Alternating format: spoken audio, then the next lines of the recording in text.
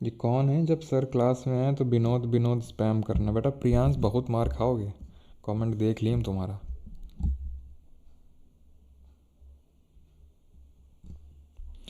तो उम्मीद करता हूँ वॉइस आ रही होगी सभी को। Good morning.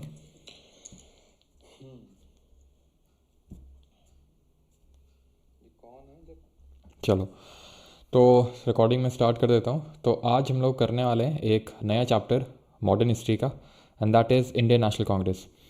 सिर्फ इंडियन नेशनल कांग्रेस नहीं करने वाले हैं, लेट मी टेल यू। इस पर्टिकुलर वीडियो आज के सेशन में हम लोग क्लास में इंडियन नेशनल कांग्रेस के अलावा जो भी गवर्नर जनरल वॉइस रॉय हुए हैं उनके टाइम पे जो भी इवेंट्स हुए हैं, इंसिडेंसेस हुए हैं, वो भी हम देखने वाले। जो मैं आपको पहले बताता रहता था कि भाई हम लोग एक क्लास में सारे समराइज़ कर लेंगे कि किस गवर्नर जनरल के टाइम पे क्या हुआ था, तो वो भी आज के क्लास में करने वाले हम लोग। ठीक है, गुड मॉर्निंग सभी को। Parmar Darpan for sir Allan Octavian Hume से मिलने गए हो क्या? तो स्टार्ट करते हैं इंडियन नेशनल कांग्रेस। लेकिन सबसे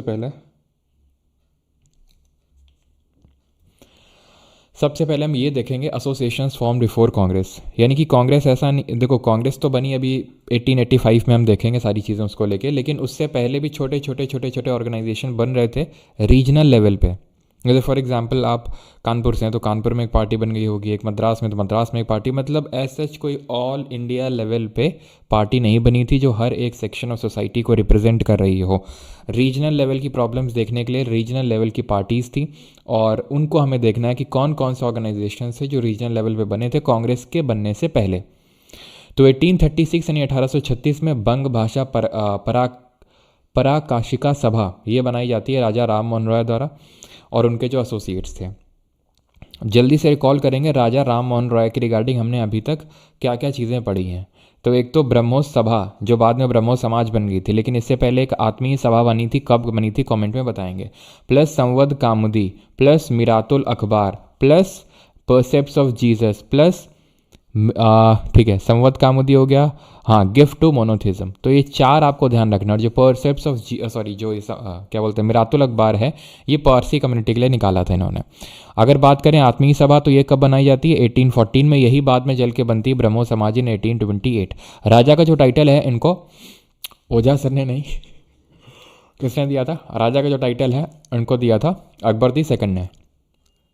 ठीक है, और इनको जानते हैं जिन्होंने सती प्रथा को अबॉलिश किया था, राजा राम मोहन रॉय। क्लियर हो गई इतनी चीज़?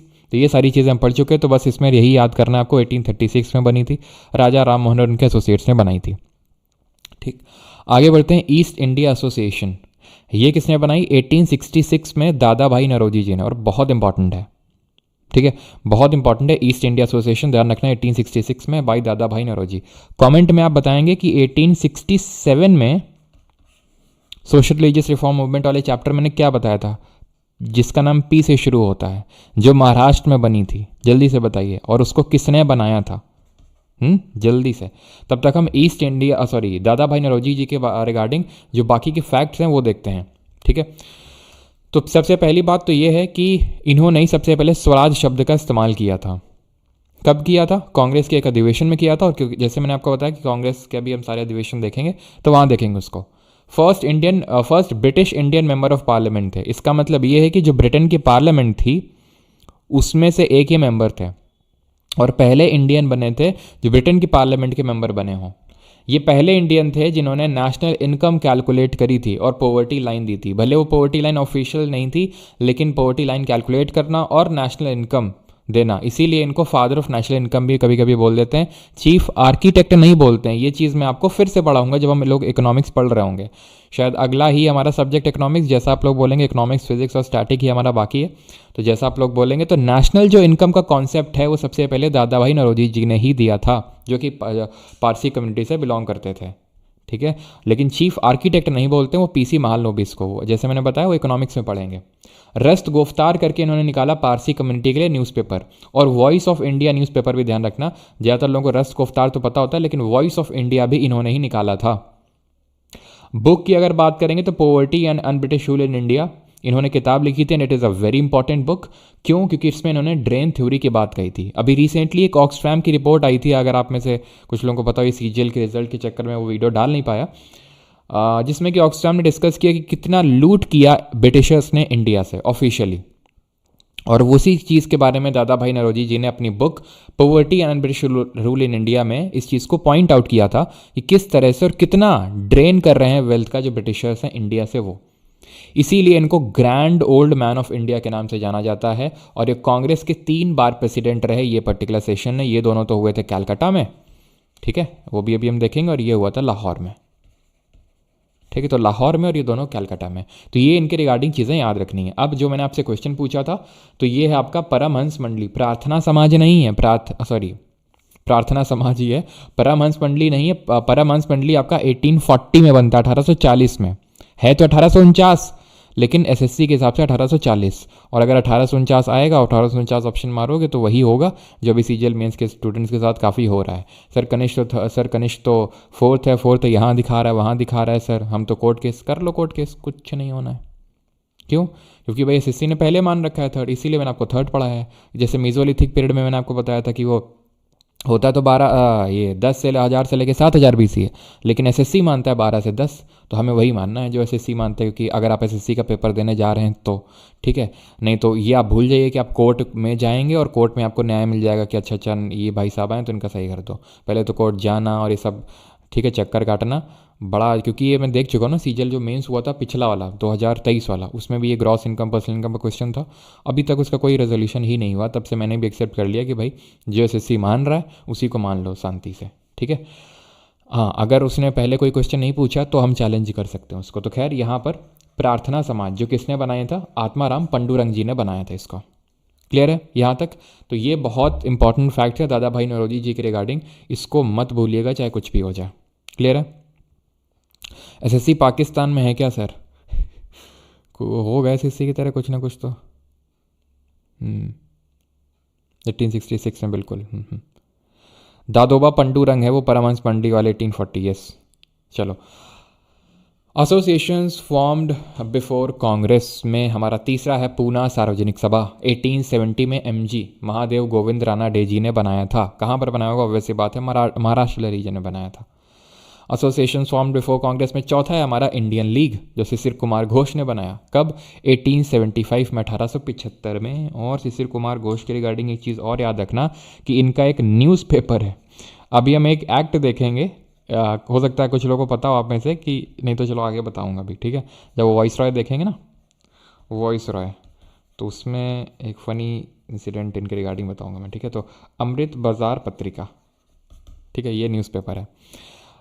ये हमारा आखिरी होगा, आई थिंक 18 नहीं, आखिरी नहीं, सेकंड लास्ट है। 1876 में इंडियन नेशनल एसोसिएशन बनाया जाता है भाई सुरेंद्र नाथ बनर्जी एंड आनंद मोहन बोस। ये जितने भी ऑर्गेनाइजेशन बने हैं ये रीजनल लेवल पे थे, और या फिर इनकी स्पेसिफिक डिमांड्स थी।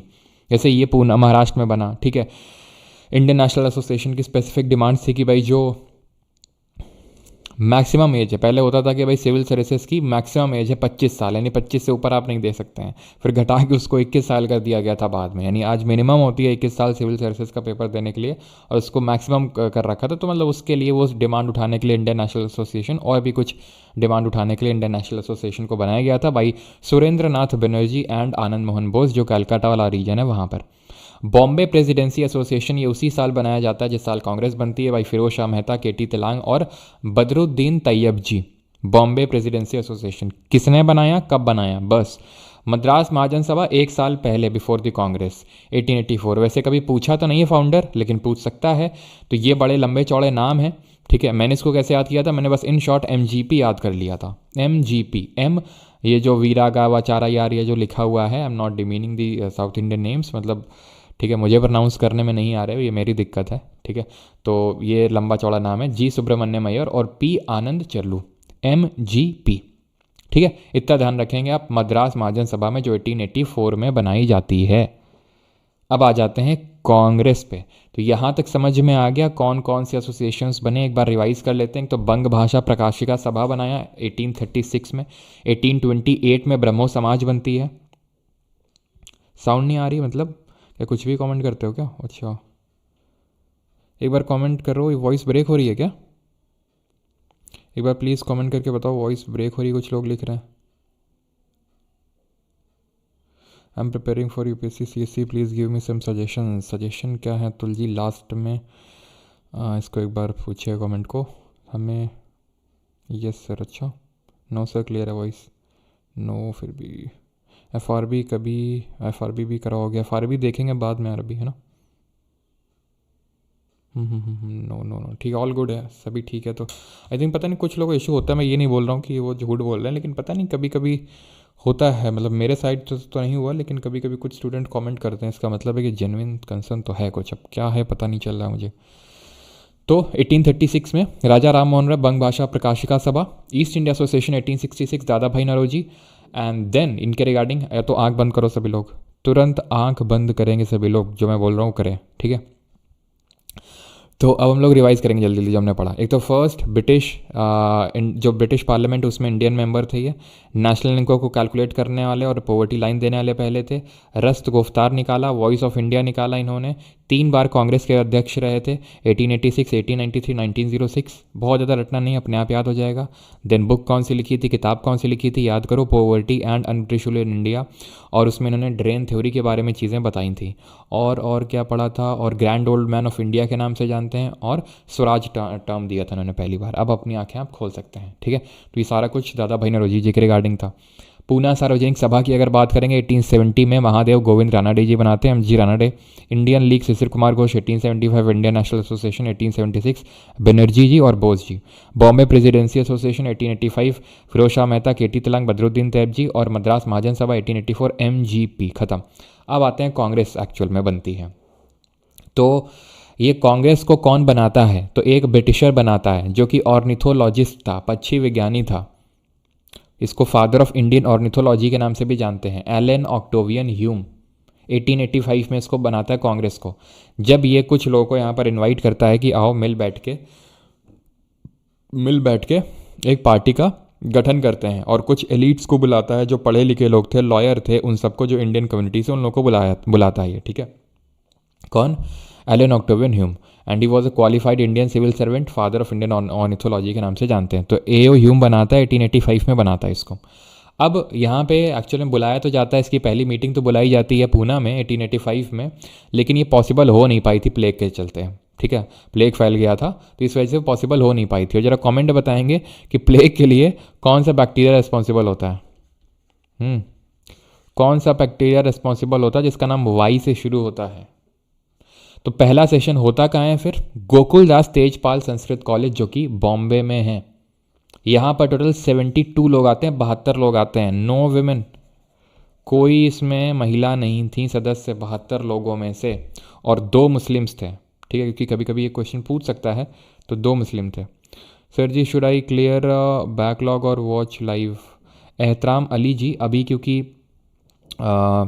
एक सेकेंड, 2 मुस्लिम्स, आप जैसा आपको ठीक लगे। अगर आप हिस्ट्री कंटिन्यू करते चले आ रहे थे, ठीक है।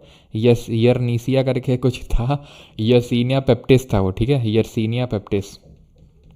तो अगर आप हिस्ट्री कवर करते चले आ रहे थे अली साहब, ठीक है, एहतराम अली जी, तो एक सेकेंड, यर्सीनिया पेप्टिस, तो फिर आप कवर करते रहिए, लेकिन आप बीच से मत ऐसे आइए कि आज से सेशन देखने लगे आप, है ना।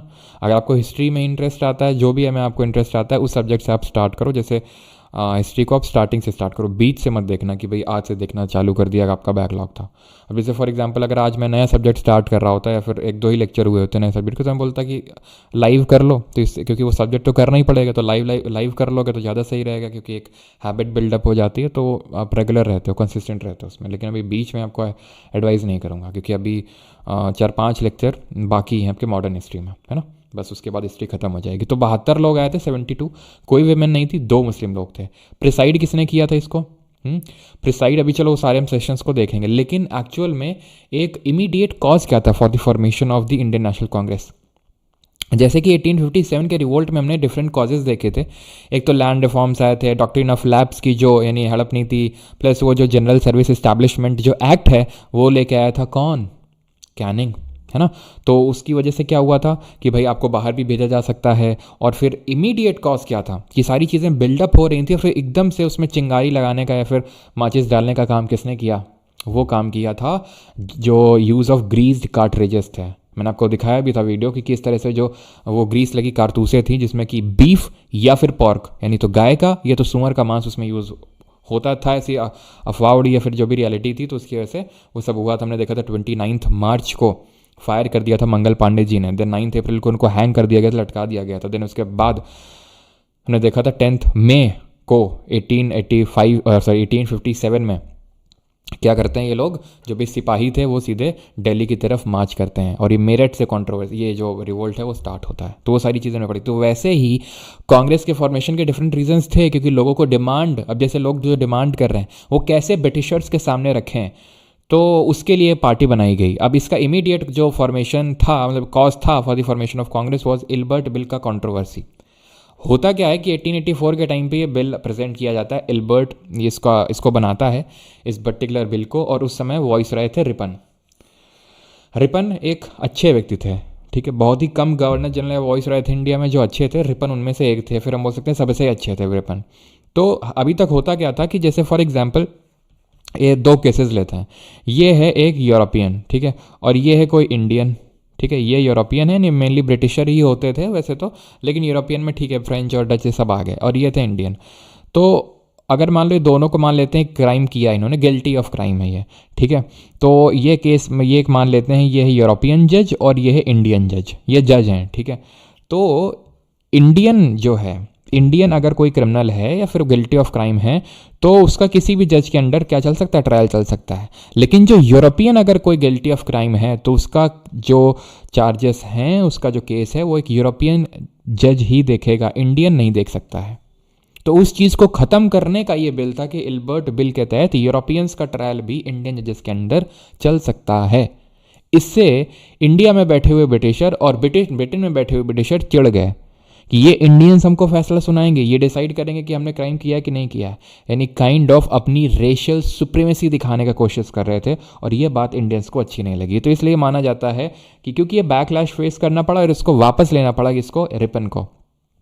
तो ये was this particular thing was the immediate cause for the formation of Congress. But remember, जब कांग्रेस बनी 1885 में, तब वॉइस रॉय रिपन नहीं थे, तो कौन था, डफरिन थे, ठीक है। अभी हम देखेंगे कौन था, डफरिन था। डफरिन जिसने कि कांग्रेस को बोला था अ फैक्ट्री ऑफ सेडिशन, यानी एक राजद्रोह की फैक्ट्री बोला था। ये डिफरेंट थ्योरीज हैं जो दी गई थी, जैसे लाला लाजपत राय जी ने सेफ्टी वॉल थ्योरी दी। अपना एक इनका न्यूज़पेपर है यंग इंडिया, उसमें इन्होंने लगभग 7-8 साल बाद ये चीज़ लिखी, ये जो कांग्रेस है ना, ये बनाई ही इसीलिए गई है कि जो रिसेंटमेंट, जो गुस्सा बढ़ रहा है लोगों के प्रति, उसको निकालना। जैसे कि सेफ्टी वॉल्व होता है प्रेशर कुकर में, वो क्या होता है, एक्स्ट्रा जो प्रेशर बनता है उसको निकालने के लिए, वही है सेफ्टी वॉल्व, वही काम होता है सेफ्टी वॉल्व का, एक्स्ट्रा प्रेशर को निकालने के लिए। तो वैसे ही जो एक्स्ट्रा प्रेशर ये ग्रो हो रहा है ब्रिटिशर्स के खिलाफ, तो ब्रिटिशर ने सोचा, मतलब ऐसा लाला लाजपत राय का कहना था, क्योंकि एक अंग्रेज ने ही तो इसको बनाया है, एओ ह्यूम ने ही तो इसको बनाया है, किसी इंडियन ने तो बनाया नहीं है। तो उनका ये मानना था कि भाई ये प्रेशर रिलीज़ करने के लिए, कि अगर जैसे मान लो कि लोग बोलेंगे ये चाहिए वो चाहिए ये चाहिए, तो फिर उनके थ्रू, कांग्रेस के थ्रू जो है उस प्रेशर को रिलीज़ कर दिया जाएगा। रिलीज़ इन दी सेंस कि उसको कम कर दिया जाएगा। अब लोगों के साथ डायरेक्ट कांटेक्ट में कांग्रेस में कौन लोग हैं, वो जो इंडिया के हैं, तो उनको समझा बुझा के बोला जाएगा कि भाई आप लोगों को समझाओ जाके। कंस्पिरेसी थ्योरी, यानी आरपी दत्त का कहना था इसको एक कंस्पिरेसी के थ्रू बनाया गया है। गोपाल कृष्ण गोखले ने दी थी लाइटनिंग कंडक्टर थ्योरी, ये गांधी जी और जिन्ना के गुरु थे। तो इन्होंने बताया था कि भाई लाइटनिंग कंडक्टर थ्योरी में इन्होंने ये बताया था कि भाई जो कांग्रेस बनी है उसका बनना ज़रूरी भी था, ठीक है, नहीं तो फिर हम ब्रिटिशर के सामने अपनी कैसे डिमांड रखते, ठीक है। तो अपनी जो बात है उसको सामने रखने के लिए ये जो ऑर्गेनाइजेशन है उसका बनना ज़रूरी भी था। तो ये पर्टिकुलर चीज़ गोपाल कृष्ण गोखले जी का मानना था। तो ये थ्योरीज थोड़ा सा ध्यान में रखिएगा आप। अब आते हैं इम्पॉर्टेंट जो सेशंस हुए कांग्रेस के। बहुत सारे सेशन हुए, हर साल के अंत में होते थे। जैसे कि पहला सेशन हुआ 1885 में, 1885 में, होना पूना में था, लेकिन बाद में बॉम्बे में हुआ, गोकुलदास तेजपाल संस्कृत कॉलेज में। 72 लोगों ने अटेंड किया, और ये ईयर एंड में होते थे। प्रेसिडेंट चुना जाता था, और प्रेसिडेंट चुने जाने के बाद क्या होता था कि सेशन होता था वो आपका, ठीक है। न्यू माइंड मैप भी आपको मिलेंगे, जल्दी मिलेंगे, इतना गुस्सा क्या हो रहा है भाई। चलो, अमरेंद्र प्रताप क्या हो गया भाई, क्लियर है इतनी चीज़। अब एक चीज़ यहाँ पे मैं आपको बताना चाहूँगा, वो चीज़ क्या है, जैसे पर चलो पहले तो मैं दूसरा सेशन आपको बताता हूँ। दादा भाई नौरोजी जी ने इसको अटेंड किया। अभी मैंने बताया था नौरोजी साहब, जिनको grand old man of India बोलते हैं, 3 सेशन कांग्रेस के लीड किए थे। एक तो 1886 में जो दूसरा वाला था, एक 1893 में जो लाहौर में हुआ था, और एक 1906 में जो अगेन कैलकाटा में हुआ था। ठीक है, इतनी चीज़ क्लियर। देन 1887 वाला जो लीड किया था वो भी, सॉरी एक सेकेंड, क्या लिखा हुआ है ये गलत होगा, ये आपका ये गलत लिखा है यहाँ पे। इसको लीड किया था बदरुद्दीन तैयब जी। बदरुद्दीन तैयब जी ने इसको लीड किया था, और इसके ये हुआ था कहाँ पर, मद्रास में हुआ था ये। अब ये चीज़ देखो कैसे याद करनी है। पहले मैं चौथा बताता हूँ, उसके बाद बताता हूँ। चौथे वाले को जॉर्ज यूल ने इसको क्या किया था, प्रिसाइड किया था। इलाहाबाद में सेशन हुआ था। ये पहले मुस्लिम प्रेसिडेंट बने थे, क्योंकि पहले में हमने देखा था 2 मुस्लिम थे। फिर इसमें भी 434 लोग थे, और फिर उसमें ऐसे तो पूछेगा नहीं कितने मुस्लिम थे हर एक सेशन में, लेकिन हाँ 30-32 ही थे। और यहीं पे सेम टाइम पे जो सर सैयद अहमद खान थे, वो अपनी डिमांड जो है तेज करते जा रहे थे कि भाई ये कांग्रेस जो है हिंदुओं की पार्टी है, इसमें कोई मुस्लिम नहीं है और इसको ज्वाइन करने की ज़रूरत नहीं है। तो फिर कांग्रेस में एक मुस्लिम को प्रेसिडेंट बनाया गया। लेकिन होता ये था कि भाई जहाँ पे सेशन हो रहा है वहाँ का कोई लोकल बंदा प्रेसिडेंट नहीं बन सकता है कांग्रेस का। समझे आप बात? जैसे मद्रास में था ये, तो बदरुद्दीन तैयब जी वहाँ के लोकल नहीं थे। वो उमेश चंद्र बनर्जी ये थे कलकत्ता के, लेकिन बॉम्बे वाले सेशन को प्रिसाइड किए थे। दादा भाई नौरोजी जो हैं लोकली यहाँ के नहीं थे, कलकत्ता के, और उन्होंने इस सेशन को प्रिसाइड किया। तो सर सैयद अहमद खान के बारे में ये चीज़ ध्यान रखिएगा आप कि ये उस टाइम पे कांग्रेस का विरोध कर रहे थे, और इन्होंने ऐसा कांग्रेस को ज्वाइन किया भी नहीं। सर सैयद अहमद खान वही हैं जिन्होंने मोहम्मदन एंग्लो ओरिएंटल कॉलेज को बनाया 1875 में, 1875 में, जो बाद में अलीगढ़ मुस्लिम यूनिवर्सिटी बनता है, और इन्होंने ही अलीगढ़ मूवमेंट को स्टार्ट किया था 1875 में। ठीक। और जॉर्ज ह्यूल बन गए थे पहले ब्रिटिशर जिसने कि कांग्रेस के सेशन को प्रिसाइड किया हो। इलाहाबाद में हुआ था सेशन है। ठीक है, ऐसे याद कर लो, अल्लाह अल्लाह करके। और तो मुस्लिम तो प्रिसाइड करेगा नहीं, ठीक है, और हिंदू कर चुके हैं, तो अब बारी थी किसकी, ब्रिटिशर की। ठीक है, अब हमें एक एक करके सारे नहीं देखने कि भाई 1888 के बाद हम 1889 भी देखें। वैसे तो इसके बाद फिर से एक ब्रिटिशर ने ही किया जिसका नाम विलियम वेडरबर्न था, विलियम वेडरबर्न। लेकिन हमें सारे रटने की ज़रूरत नहीं है। अब हम आएंगे 1896 का देखेंगे जो कलकत्ता में हुआ। क्यों? क्योंकि इसमें सबसे पहले जो हमारा देश का राष्ट्रीय गीत है, नेशनल सॉन्ग है, वंदे मातरम, उसको गाया गया सबसे पहले। वंदे मातरम किसने लिखा? बंकिम चंद्र चटर्जी ने। किस नॉवल में? आनंद मठ। और ये आनंद मठ जो नॉवल है किस पर्टिकुलर रेबेलियन के बारे में हमें बताती है, और इनकी एक और कौन सी नॉवल है जो हमें उस रेबेलियन के बारे में बताती है? तो it is none other than Sanyasi rebellion. किसने लीड किया था? मजनू शाह। ठीक है, जो कहाँ पे हुआ था? बंगाल वाले रीजन में। और इसमें और एक और कौन सी किताब लिखी थी? देवी चौधरानी। ठीक है, देवी चौधरानी। ये सब लिखा हुआ है, आपको लिखने की ज़रूरत है नहीं है। ठीक, चलो इसको मैं हटा देता हूँ, नहीं तो ऐसा ना हो कि नोट्स जब बने तो ये फिर से चीज़ इंक्लूड हो जाए। ठीक है, चलो वैसे तो नहीं होगी। चलो आगे बढ़ते हैं, 1901 पे आते हैं। ये कलकत्ता में हुआ, और ये इंपॉर्टेंट इसलिए है क्योंकि गांधी जी की फर्स्ट अपीयरेंस इसमें देखने को मिली। फर्स्ट अपीयरेंस का मतलब ये है कि गांधी जी ने भी इस सेशन को अटेंड किया था, प्रिसाइड नहीं किया था। गांधी जी अभी परमानेंटली सेटल हुए नहीं थे इंडिया में, अभी भी ये एक तरह से बाहर ही रह रहे थे। ठीक है, लेकिन इन्होंने अपीयरेंस दिखाई थी अपनी यहाँ पर आके। 1905 में हुआ था बनारस में सेशन। इसके बारे में थोड़ा सा डिटेल में हम कल में डिस्कस करेंगे भी, जब हम बंगाल का पार्टीशन देख रहे होंगे। गोपाल कृष्ण गोखले ने इसको प्रिसाइड किया था, जो गांधी जी के अगेन पॉलिटिकल गुरु थे। देन इसके बाद डायरेक्टली अगला ही सेशन होता है 1906 का कलकत्ता में, जिसको कौन प्रिसाइड करेंगे? ये आखिरी सेशन है जिसको नौरोजी जी ने प्रिसाइड किया, दादा भाई नौरोजी, 1906। इसमें ध्यान रखना है 4 रेजोल्यूशन अडॉप्ट किए गए। वैसे तो अगेन फिर से मैं कल आपको चीज़ बताऊंगा कि 4 रेजोल्यूशन क्यों अडॉप्ट किए गए, क्योंकि उसका कारण था 1905 में हुआ था बंगाल का पार्टीशन, जिसके चलते बनारस में यहाँ पर स्वदेशी का गोल अपनाया गया था कि हर चीज़ हम स्वदेशी रखेंगे। और यहाँ पे स्वराज, स्वदेशी, बॉयकॉट और नेशनल एजुकेशन, इस चीज़ को लेकर 4 रेजोल्यूशन अडॉप्ट किए गए। अब हर साल के अंत में कांग्रेस की मीटिंग होती थी, तो भाई पत्ते खेलने के लिए तो मीटिंग होती नहीं थी, हैं कि कुछ है ना गपशप करने के लिए होती हो, तो वहाँ रेजोल्यूशंस पास किए जाते थे कि भाई अब ये हमारी मांग है ब्रिटिशर्स के साथ, या फिर अब हम ये करेंगे अब। ठीक है, तो मतलब एक तरह से ब्रिटिशर्स के सामने अपनी बात को रखने का एक तरीका था रेजोल्यूशन। तो स्वराज, स्वदेशी, बॉयकॉट और नेशनल एजुकेशन के रेजोल्यूशन यहाँ पर क्या किए गए? अडॉप्ट किए गए। अडॉप्ट का मतलब है कि सभी सर्वसम्मति से सभी कांग्रेस के लीडर्स ने बोला हाँ हाँ हम भी अडॉप्ट करते हैं। ये 1907 का इसलिए इंपॉर्टेंट है क्योंकि इसमें 7 है, एंड यू नो दैट 7 थाला फॉर अ रीज़न, है ना। तो बेटा इसलिए नहीं, इसलिए क्योंकि सूरत में जो सेशन होता है इसमें कांग्रेस टूट जाती है मॉडरेट्स और एक्सट्रीमिस्ट में, नरम दल और गरम दल, 1907 सूरत में, ठीक है, थाला फॉर अ रीज़न। तो क्यों टूट जाती है, अगेन कारण कल आपको पता चलेगा क्यों टूट जाती है, लेकिन अभी के लिए ये ध्यान रखेंगे। और किसने प्रिसाइड किया, रास बिहारी घोष ने।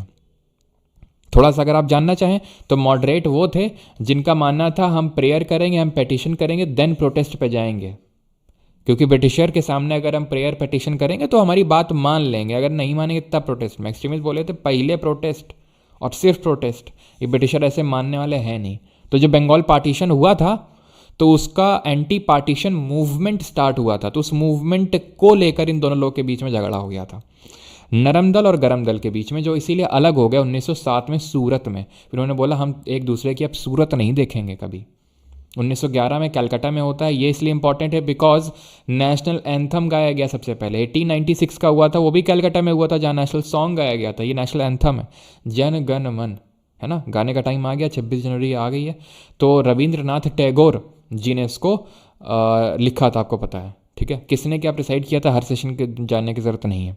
1916 में लखनऊ में सेशन होता है, तो सूरत में इन लोगों ने बोला था सूरत नहीं देखेंगे, लेकिन लखनऊ में इन लोगों ने बोला नाउ अब से हम अपनी एक दूसरे की सूरत देखेंगे, यानी कि मर्जर हो गया कांग्रेस का। कैसे, लक की वजह से, इन लोगों का लक की वजह से मर्जर हो चुका था कांग्रेस का मॉडरेट और एक्सट्रीमिस्ट का, और इसीलिए 1916 में यहाँ पर मॉडरेट और एक्सट्रीमिस्ट साथ साथ आ गए। अंबिका चरण मजूमदार जी ने इस सेशन को प्रिसाइड किया था। यहाँ पर एक और चीज़ हुई थी और वो ये है कि लखनऊ पैक्ट साइन हुआ था, एक ज्ञापन साइन हुआ था। मुस्लिम लीग भी बन चुकी थी अब तक, तो मुस्लिम लीग और इंडियन नेशनल कांग्रेस के बीच में एक क्या हुआ था, पैक्ट हुआ था। अगेन आपको ये जब मैं हिस्ट्री आगे पढ़ेंगे अभी तो कौन 1916 में आई है, तो बस सेशन देख रहे हैं कांग्रेस के। अभी तो 1857 की क्रांति देखिए, कल से शुरू करेंगे 1905 से बंगाल पार्टीशन से, और फिर हर साल देखेंगे क्या हुआ था, ठीक है। तो लखनऊ पैक्ट हुआ था, मतलब एक तरह से मुस्लिम लीग और कांग्रेस ने हाथ मिला लिया था कि अब हम ज्वाइंट तरीके से अपनी डिमांड को रखेंगे सामने। अब कारण आपको बाद में पता चलेगा जब हम आगे पढ़ेंगे कि क्यों मिलाया था मुस्लिम लीग ने हाथ। 1917 में कलकत्ता में होता है, ये क्यों इंपॉर्टेंट है, बिकॉज इसको एनी बेसेंट ने प्रिसाइड किया था। तो एनी बेसेंट ने प्रिसाइड किया था, तो ये पहली विमेन बन गई थी जिन्होंने कांग्रेस के किसी सेशन को प्रिसाइड किया हो, किसी कांग्रेस के सेशन की अध्यक्षता करी हो, एनी बेसेंट ने, ठीक है। तो कलकत्ता में होता है 1917 में, 1917 में एनी बेसेंट इसको करती हैं प्रिसाइड, ठीक है। और एनी बेसेंट जी के रिगार्डिंग क्या आपको वो चीज़ याद है जो हम लोगों ने यहाँ देखा था, थियोसॉफिकल सोसाइटी ऑफ इंडिया, जो कब बनती है 1875 में, कहाँ पर, न्यूयॉर्क में। कौन बनाता है, HP ब्लावत्स्की और MS ऑलकॉट। देन 1882 में उसका हेडक्वार्टर शिफ्ट होता है कहाँ पर, अड्यार मद्रास में। देन उसकी एनी बेसेंट जी को चेयरमैनशिप जाती है। 1924 में बेलगांव में सेशन होता है, ये कर्नाटक में पड़ता है, जिसको बेलगावी भी बोलते हैं, जहाँ पर ये एयरफोर्स वगैरह की ट्रेनिंग होती है। खैर, तो इसको प्रिसाइड किया था गांधी जी ने, and it was the only session presided by Gandhi ji, ठीक है। यानी कि पहला भी था और आखिरी भी था। अब ये मत बोल देना सर 1901 का भी तो था, वो अपीयरेंस दी थी, प्रिसाइड नहीं किया था, उसकी अध्यक्षता नहीं करी थी। तो it was the only session presided by Gandhi ji, ठीक है। एकमात्र सेशन था जिसको गांधी जी ने प्रिसाइड किया। कानपुर में, कानपुर वाला क्यों इंपॉर्टेंट है, क्यों, क्योंकि हम कानपुर से, इसलिए नहीं, कानपुर वाला इसलिए इंपॉर्टेंट है बिकॉज सरोजिनी नायडू जी ने इसको प्रिसाइड किया था। तो क्या हो गया, हो ये गया कि ये पहली इंडियन वुमेन बन गई प्रेसिडेंट, इंडियन वुमेन प्रेसिडेंट बन गई कांग्रेस की। जो एनी बेसेंट थी वो वुमेन प्रेसिडेंट थी, इंडियन तो नहीं थी ना, इंडियन तो नहीं थी ना, आयरिश लेडी थी। ये जो थी सरोजिनी नायडू, ये इंडियन थी, तो ये पहली इंडियन बनती है women president of Congress 1925 Kanpur, यानी 1924 से जस्ट अगला वाला ही सेशन। अब 1929 ये भी बड़ा इंपॉर्टेंट है, बहुत इंपॉर्टेंट है। बस इतना देखो लाहौर में हुआ था, इसको नेहरू जी ने प्रिसाइड किया था, क्योंकि इसके बारे में डिटेल में चर्चा हम तभी कर रहे होंगे, कब, जब 1929 में आएंगे। सिमिलर गोज विद 1931 का, ये भी काफ़ी इंपॉर्टेंट है, कराची में हुआ था, सरदार पटेल जी ने प्रिसाइड किया था। अभी के लिए इतना ही, बाकी की चीज़ें मैं बता नहीं रहा हूँ, जैसे कि पहला झंडा फहराया गया था, जैसे फॉर एग्जांपल यहाँ पे डिक्लेयर किया गया था कि 26 जनवरी 1930 को हम अपना पहला इंडिपेंडेंस सेलिब्रेट करेंगे। और यही कारण था कि क्यों हमने अपने कॉन्स्टिट्यूशन को, जो बन के तैयार हो गया था 26 नवंबर 1949 को, ना लागू करके हमने 26 जनवरी 1950 को उसको लागू किया, यानी एनफोर्स किया। हमने 26 नवंबर 1949 को एनफोर्स नहीं किया। The reason was the same, क्योंकि यही रीज़न था, क्योंकि इस दिन पहला इंडिपेंडेंस डे मनाया गया था। और इसी कारण इस दिन हम क्या मनाते हैं, रिपब्लिक डे मनाते हैं, गणतंत्र दिवस, जो कि आने वाला है आपका, है ना, लाहौर में हुआ था। और बाकी की चीज़ें भी हैं, जैसे कि CDM लॉन्च करेंगे, लेकिन अब ये CDM आपने पढ़ा ही नहीं है, तो फिर मैं कैसे यहाँ पर, हो सकता है आपको नोट्स में लिखा वो मिल जाए, लेकिन हम आगे पढ़ेंगे कि CDM क्या था, सिविल डिसोबीडियंस मूवमेंट क्या था, ठीक है, क्यों चालू हुआ। तो एक्चुअल में यहाँ पर ये अडॉप्ट किया था सभी कांग्रेस के मेंबर ने कि हम CDM को लॉन्च करेंगे, और जो राउंड टेबल कॉन्फ्रेंस होने वाली उसको बॉयकॉट करेंगे। तो क्या है राउंड टेबल कॉन्फ्रेंस, अब यहीं पे बता देंगे, तो फिर आगे क्या पढ़ेंगे। 1931 कराची में हुआ था, सरदार पटेल जी ने प्रेसाइड किया था। 1937 में फैज़पुर में हुआ था। ये पहला सेशन था, जो अधिवेशन था, जो किसी गाँव में हुआ, नेहरू जी ने प्रेसाइड किया। 1938 और 39 इनमें क्या हो गया, गांधी वर्सेस बोस हो गया। अब गांधी वर्सेस बोस क्यों हो गया, और वैसे आपको पता है बोस जी के रिगार्डिंग कुछ आज है क्या, सुभाष चंद्र बोस जी के रिगार्डिंग आज कुछ है? सर कुंभ नहाने गए थे, कुंभ नहाने जाएंगे यार इस सैटरडे को, फाइनली टाइम अपनी कम मिल गया है, तो सैटरडे को जाएंगे। तो 1938 और 1939 में ये सेशन होता है, ठीक है।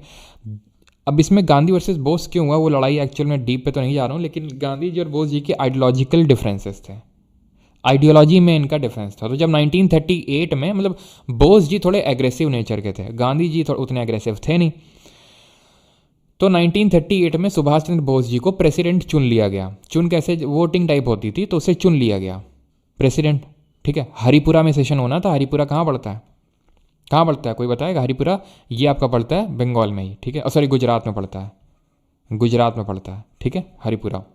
सुभाष चंद्र बोस जी को इलेक्ट कर लिया। बंगाल में अगर होता तो सुभाष चंद्र बोस जी को इलेक्ट थोड़ी ना किया जाता, क्योंकि लोकल बंदा प्रिसाइड नहीं कर सकता है सेशन को। तो क्या हुआ फिर, जब बोस जी प्रेसिडेंट बने तो गांधी जी और बोस जी के बीच में टकराव तो हो ही रहा था। फिर अब अगला सेशन होना था, तो इसके लिए प्रेसिडेंटशिप के चुनाव, बोस जी फिर खड़े हो गए। बोस जी के अगेंस्ट में गांधी जी खुद नहीं, उन्होंने पट्टाभी सीतारामैया को खड़ा किया। किसको? पट्टाभी सीतारामैया को। और बोस जी ने इनको हरा दिया, पट्टाभी सीतारामैया का। और गांधी जी बोले सीतारामैया, और गांधी जी ने बोला कि पट्टाभी सीतारामैया की हार मतलब मेरी हार है ये, और मैं, ठीक है, बोस जी बन गए, अच्छी बात है, और वो अपने हिसाब से कांग्रेस को चलाएं, लेकिन इनकी हार मेरी हार। तो बोस जी को लगा यार क्या फालतू में यहाँ पे ड्रामे चल रहे हैं, तो बोस जी ने रिज़ाइन मार दिया था त्रिपुरी सेशन से। कांग्रेस से भी उन्होंने रिज़ाइन मार दिया, और उन्होंने खुद की पार्टी बना ली थी, वो हम आगे देखेंगे, तब पढ़ेंगे इसके बारे में, ऑल इंडिया फॉरवर्ड ब्लॉक। और वैसे आज सुभाष चंद्र बोस जी की जन्म तिथि है, 23 जैन है ना आज। इसको हम किस रूप में मनाते हैं 23 जैन को? पराक्रम दिवस, है ना, तो आज पराक्रम दिवस है। तो फिर जब इन्होंने रिज़ाइन दे दिया तो फिर किसने प्रिसाइड किया? त्रिपुरी है कहाँ पर? ये मध्य प्रदेश में पड़ता है। तो फिर प्रिसाइड किया राजेंद्र प्रसाद जी ने, जो त्रिपुरी का सेशन हुआ था, ठीक है। अब हम देख लेते हैं, तो ये तो इंपॉर्टेंट थे हमारे, ख़त्म हो गए हैं। तो कुछ फैक्ट हैं, जैसे कि सबसे ज़्यादा बार कांग्रेस के सेशन को किसने प्रिसाइड किया? MMM मदन मोहन मालवीय जी ने। President last session of an independent India, या फिर president of Congress at the time of independence, आज़ादी के समय कौन थे?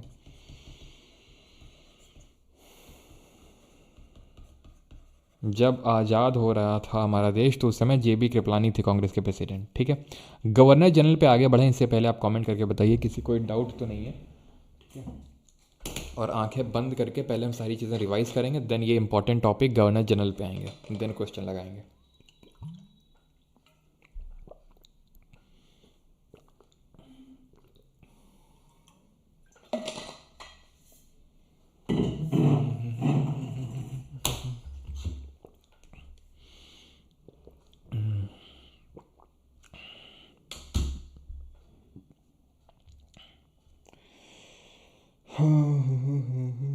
हाँ भाई, उसके ईस्ट में ये अटलांटिक ओशन, बिल्कुल ही ईशा शुक्ला।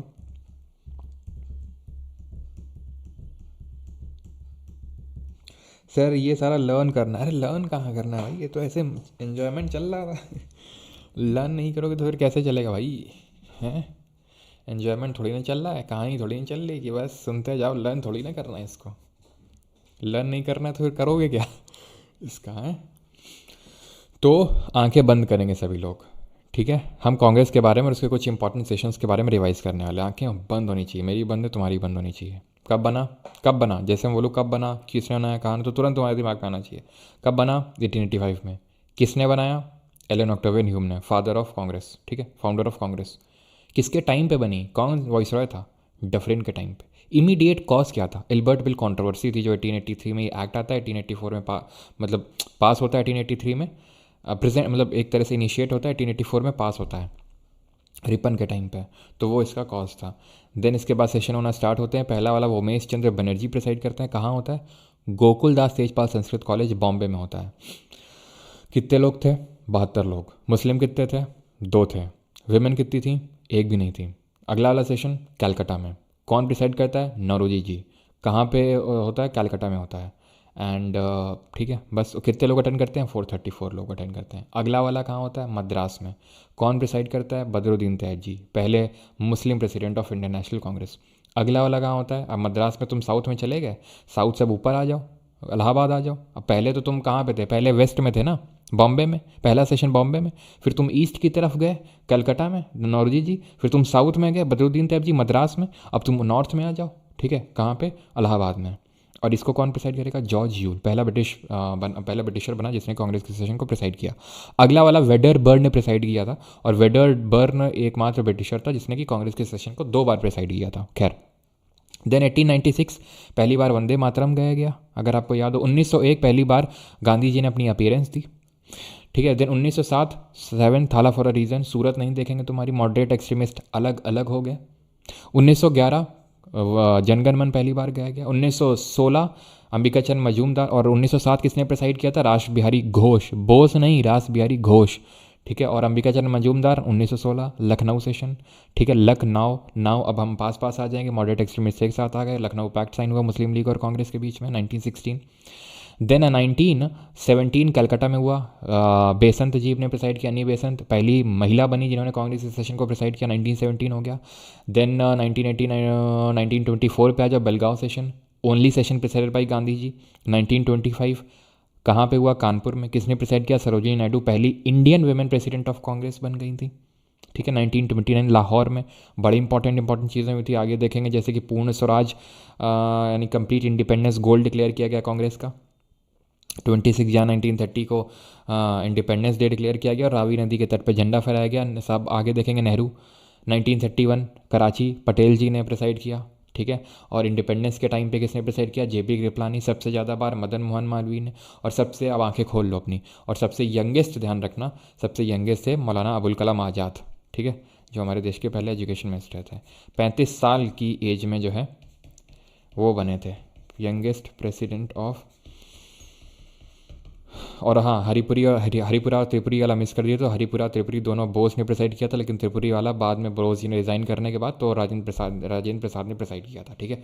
यंगेस्ट प्रेसिडेंट कौन है, अबुल कलाम आज़ाद, अबुल कलाम आज़ाद, ठीक है।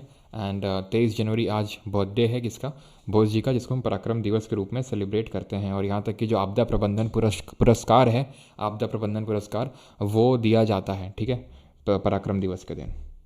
क्लियर, ठीक।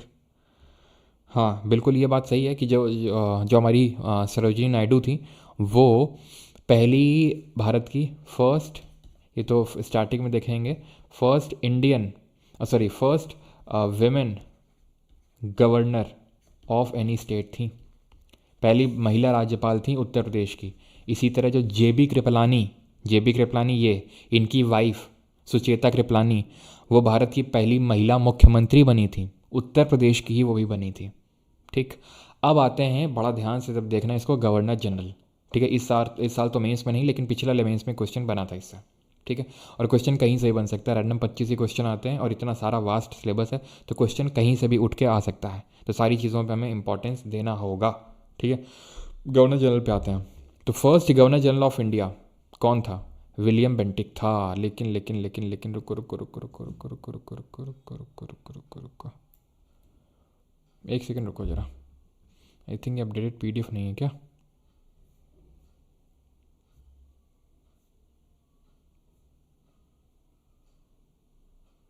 एक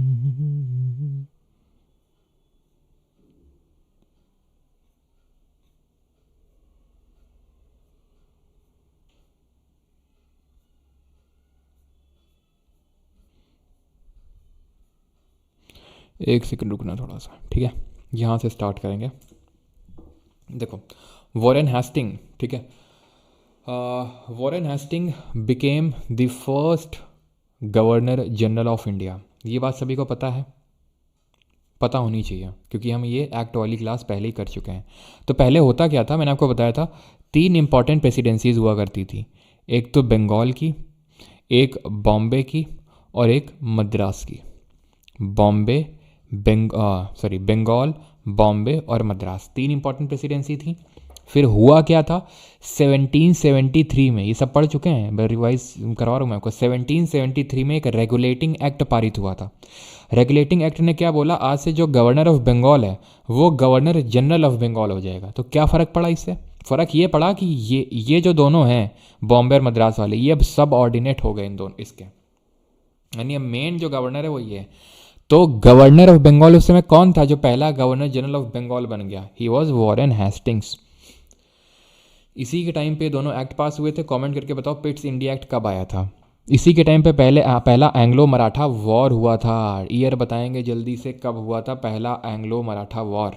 इसके एंड में ट्रीटी ऑफ सालबाई, ट्रीटी तो सब हमें पता है भाई। एंग्लो मराठा वॉर शुरू किस ट्रीटी से हुआ था? ट्रीटी ऑफ सूरत, रघुनाथ राव जाके ब्रिटिशर की गोद में बैठ गए थे। देन हुई थी treaty of Purandar, then treaty of Vadgaon, then last में हुई थी ट्रीटी ऑफ सालबाई 1782 में।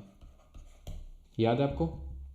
ठीक। और 1775 से लेकर 82 के बीच में यहाँ पे पहला एंग्लो मराठा वॉर होता है। और ये कब आता है पिट्स इंडिया एक्ट? 1784। अगर याद करो तो इसने ही बोर्ड ऑफ गवर्नर बिठा दिया था। कॉमर्शियल अफेयर्स को मैनेज करने के लिए एक कोर्ट ऑफ डायरेक्टर हुआ करता था पहले से ही, लेकिन अब क्या कर दिया गया, बोर्ड ऑफ गवर्नर भी बिठा दिया गया 1784 के पिट्स इंडिया एक्ट से। ये इसके टाइम पे सेकंड, गलत लिखा है यहाँ पे, सेकंड एंग्लो मराठा वॉर नहीं भैया, किसकी लिख रहा हूँ, सेकंड एंग्लो मैसूर वॉर होगा, ठीक है, मैसूर वॉर।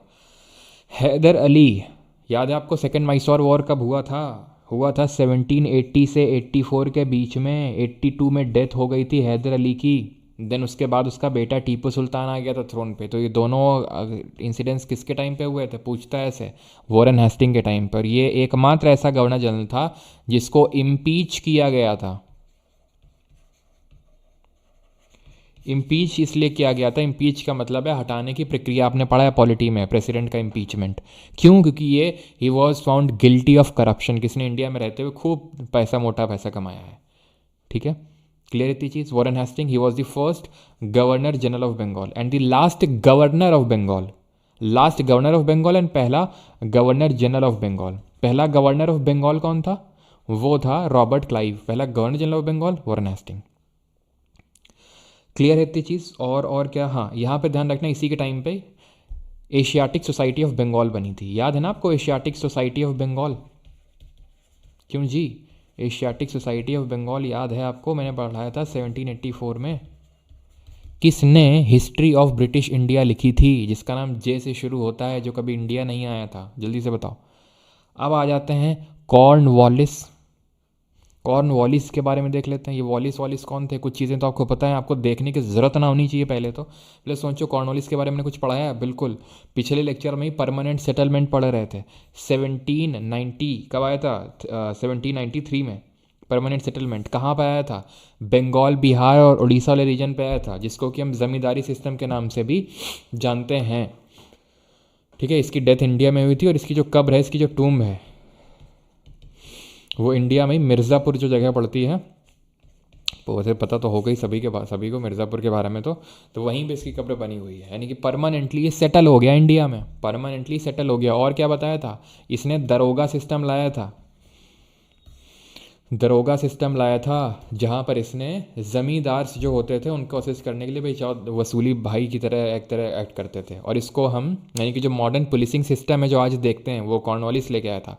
इसको father of Indian civil services के नाम से भी जाना जाता है। उसमें भी इसने रिफॉर्म किए थे, father of Indian civil services. और पहले इंडियन कौन थे जिन्होंने सिविल सर्विसेज को क्वालिफाई किया था? तो कॉर्नवालिस के रिगार्डिंग ये चीज़ ध्यान हो गई कि इसके टाइम पे हुआ था थर्ड मैसूर वॉर। कब हुआ था थर्ड मैसूर वॉर? 1790 से लेकर 92, और ख़त्म किस ट्रीटी से हुआ था? ट्रीटी ऑफ सेरिंगपट्टनम से ख़त्म हुआ था। क्लियर इतनी चीज़? ठीक है, इसलिए इसको फादर ऑफ सिविल सर्विसेज के नाम से भी जानते हैं। जॉन शोर के बारे में ऐसे हमें को याद करना नहीं है, बस ध्यान रखना कि जॉन शोर आया था कॉर्नवालिस के बाद। अब आते हैं वेलेस्ली के बारे में हमें पढ़ना है। ठीक है,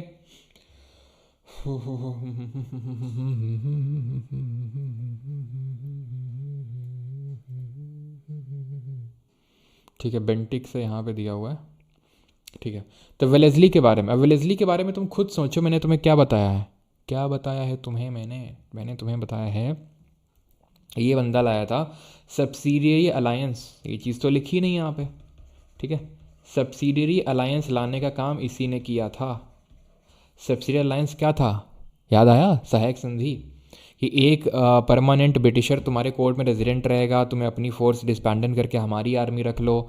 सबसे पहले किसने अडॉप्ट किया था? देन फिर किसने किया था? फिर किसने किया था? अवध ने कब किया था? कमेंट करके बताओ जल्दी से। सेकंड मराठा वॉर इसके टाइम पे हुआ था। पहला वाला वॉरेन हेस्टिंग के टाइम पे। दूसरा मराठा वॉर वेलेस्ली के टाइम पे 1803 से 5। ठीक है, कितने साल ये गवर्नर जनरल रहता है? 7 साल के लिए। थाला for a reason. Fourth Mysore war 1799, जिससे कि पूरा मैसूर किंगडम ही ख़त्म हो गया था। तो पहला बना था निज़ाम ऑफ हैदराबाद 1798, देन आपका तंजौर, देन आपका मैसूर, ये दोनों 1799 में, ये 1798 में। ये किसका ब्रेन चाइल्ड था सब्सिडियरी अलायंस? कॉन्सेप्ट किसका था? किस फ्रेंच गवर्नर जनरल का, जिसने पहले दो एंग्लो कार्नेटिक वॉर में फ्रेंच फोर्सेस को लीड किया था। देन उसके बाद अवध ने 1801 ये जो कॉन्सेप्ट था वो डुप्ले का था। याद है आपको? French governor general treaty of Bassein 1802, याद है? ये वही ट्रीटी है जिससे कि सेकंड एंग्लो मराठा वॉर शुरू हुआ था, जो बाजीराव दी सेकंड, रघुनाथ राव के बेटे, ये ब्रिटिशर की गोद में कूद गए थे कि हमें पेशवा बनवा दो। और जब पेशवा बनवा दिया तो सब्सिडियरी अलायंस साइन करनी पड़ी 1802 में इनको भी। और फिर ब्रिटिशर जब इनको लगा यार ये तो धीरे धीरे कंट्रोल जाता चला जा रहा है, तो फिर ये तीसरे एंग्लो मराठा वॉर में कूदते हैं।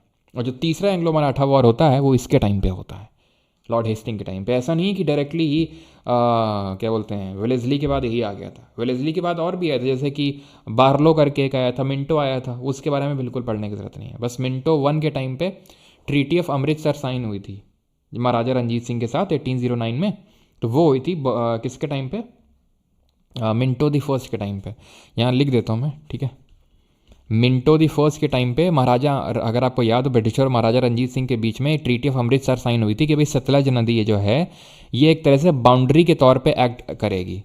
ठीक है, इसके ऊपर सिख किंगडम रहेगा और इसके नीचे वो रहेगा क्या, जो पूरा ब्रिटिशर्स हैं। देन 1839 में डेथ हो जाती है रंजीत सिंह की, और उसके बाद तो आपको पता ही है ब्रिटिशर अटैक कर देते हैं, है ना।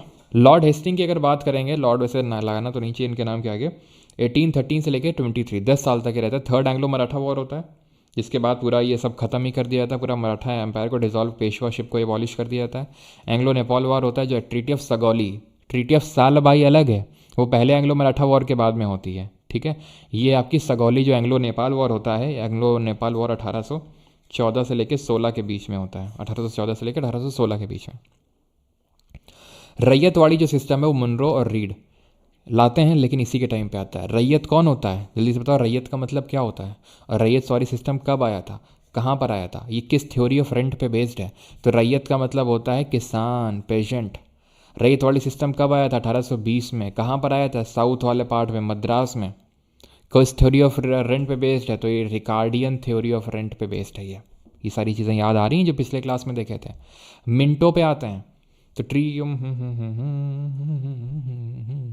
तो भैया पहले तो मिनटो आएंगे 1807 से लेके 13, तभी तो बाद में 13 से लेके 23 तक आएंगे हेस्टिंग। तो ये थोड़ा सा ऑर्डर में पहले ये स्लाइड पहले लग गई, ये बाद में लग गई है। ठीक है, लेकिन बात तो वही है कि ये पहले आ जाएगी स्लाइड, ये बाद में आ जाएगी।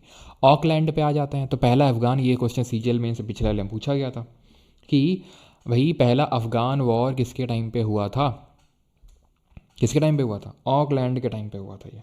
ठीक है, लेकिन अब समय आ चुका है 1813 तक देख लिया हमने, 1813 तक। देन 1813 से 23 तक देख लिया हमने। इसके बाद तो एमहर्स्ट आया था और इसके बाद विलियम बेंटिक आया था। तो पहले हमें विलियम बेंटिक देखना है, देन आगे बढ़ेंगे। तो विलियम बेंटिक 28 से लेकर 35, 7 साल के लिए। अगेन यू नो थाला फॉर अ रीज़न। पहला गवर्नर जनरल था इंडिया का। मतलब मत पूछना, क्योंकि ये हम सब मतलब देख चुके हैं कि 1833 के एक्ट ने क्या बोला था कि आज से जो गवर्नर जनरल ऑफ जो बंगाल है ये क्या कहलाएगा, ये कहलाएगा गवर्नर जनरल ऑफ इंडिया। यानी कि जो बंगाल का गवर्नर जनरल था, अभी मैंने बोला था कि इन दोनों से ज़्यादा इंपॉर्टेंस दे दी गई थी, अब और ज़्यादा इंपॉर्टेंट दे दी गई। भाई पूरे इंडिया का गवर्नर जनरल है ये, ठीक है। तो 1833 के एक्ट ने एकदम और ज़्यादा सेंट्रलाइजेशन कर दिया था।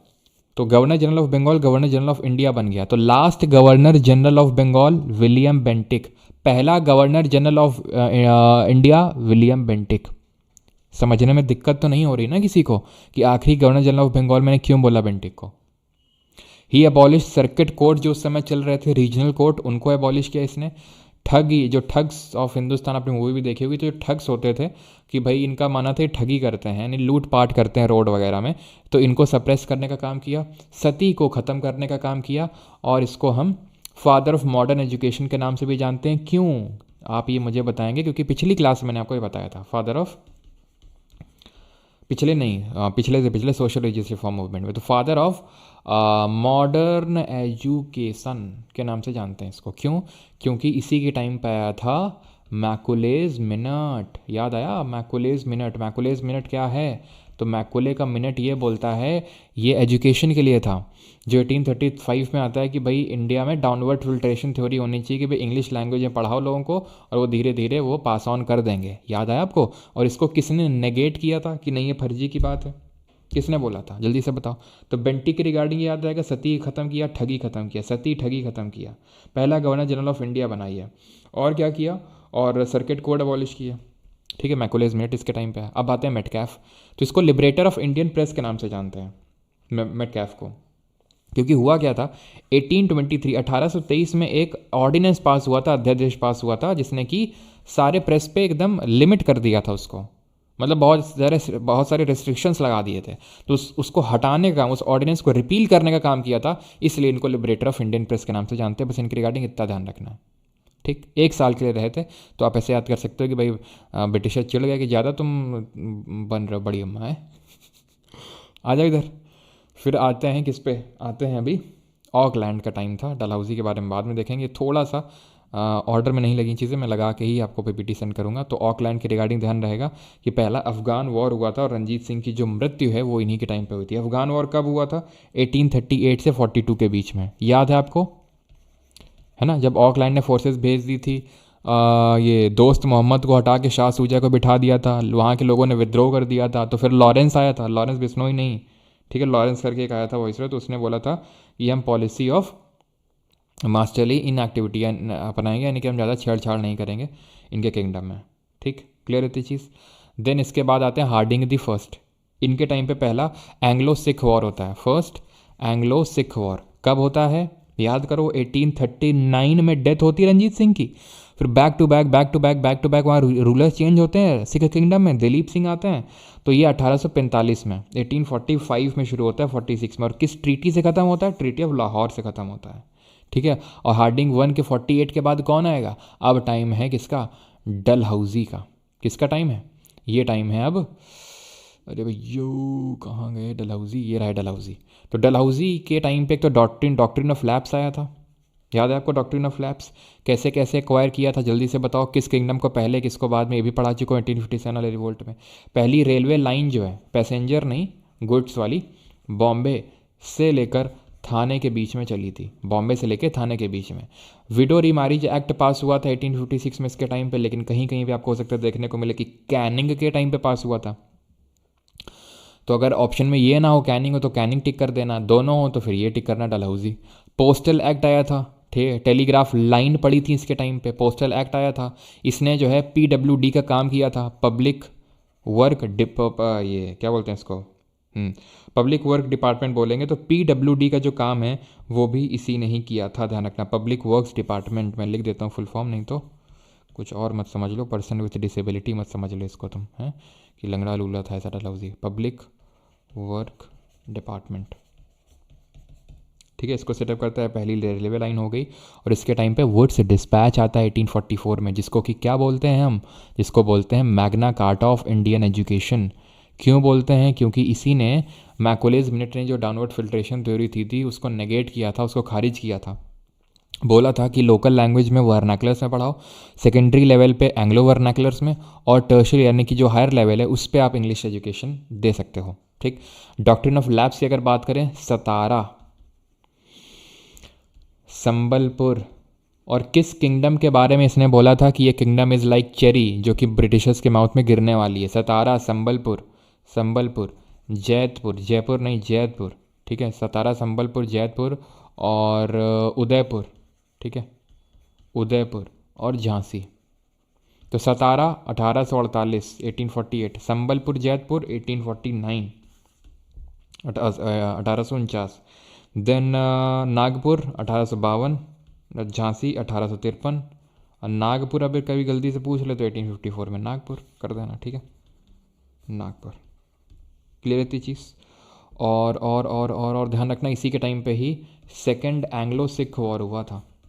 जो दूसरा आंग्ल सिख युद्ध है वो इसी के टाइम पे हुआ था, 1848 से लेकर 49 के बीच में।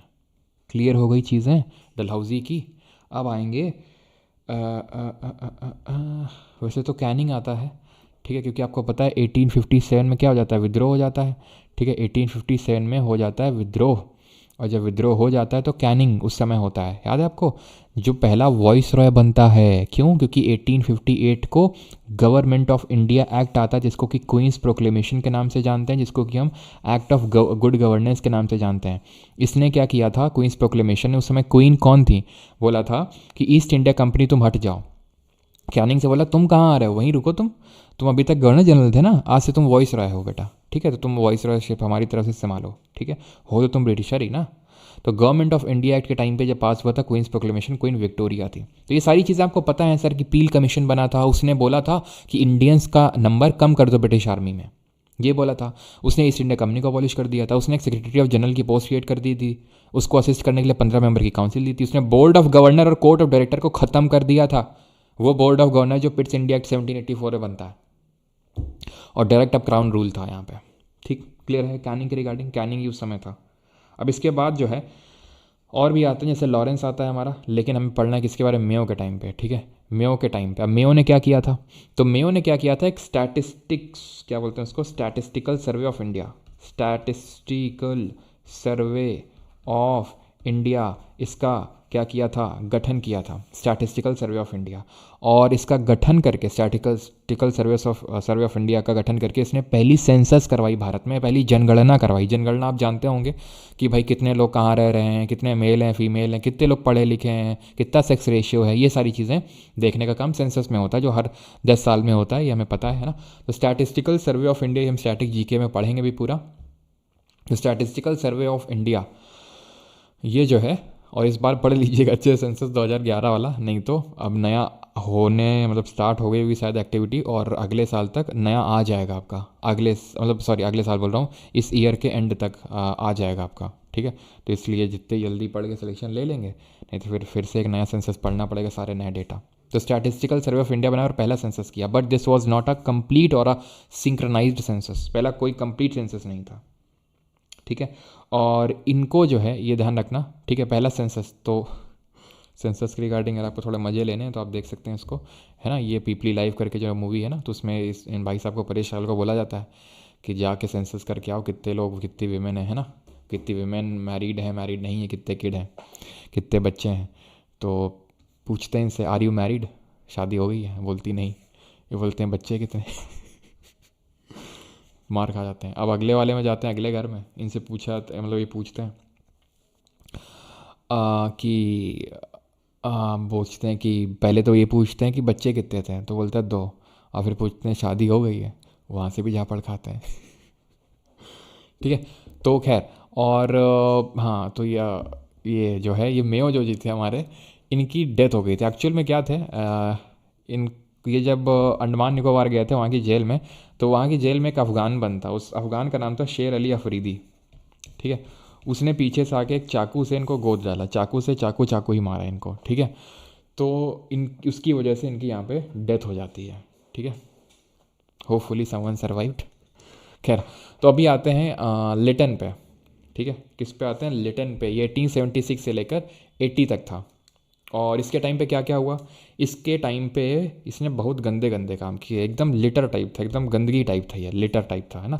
लिटर वन नहीं होता हर जगह गंदगी जो फैलाते रहते हैं, तो वैसा टाइप था, इसने गंदगी फैलाई।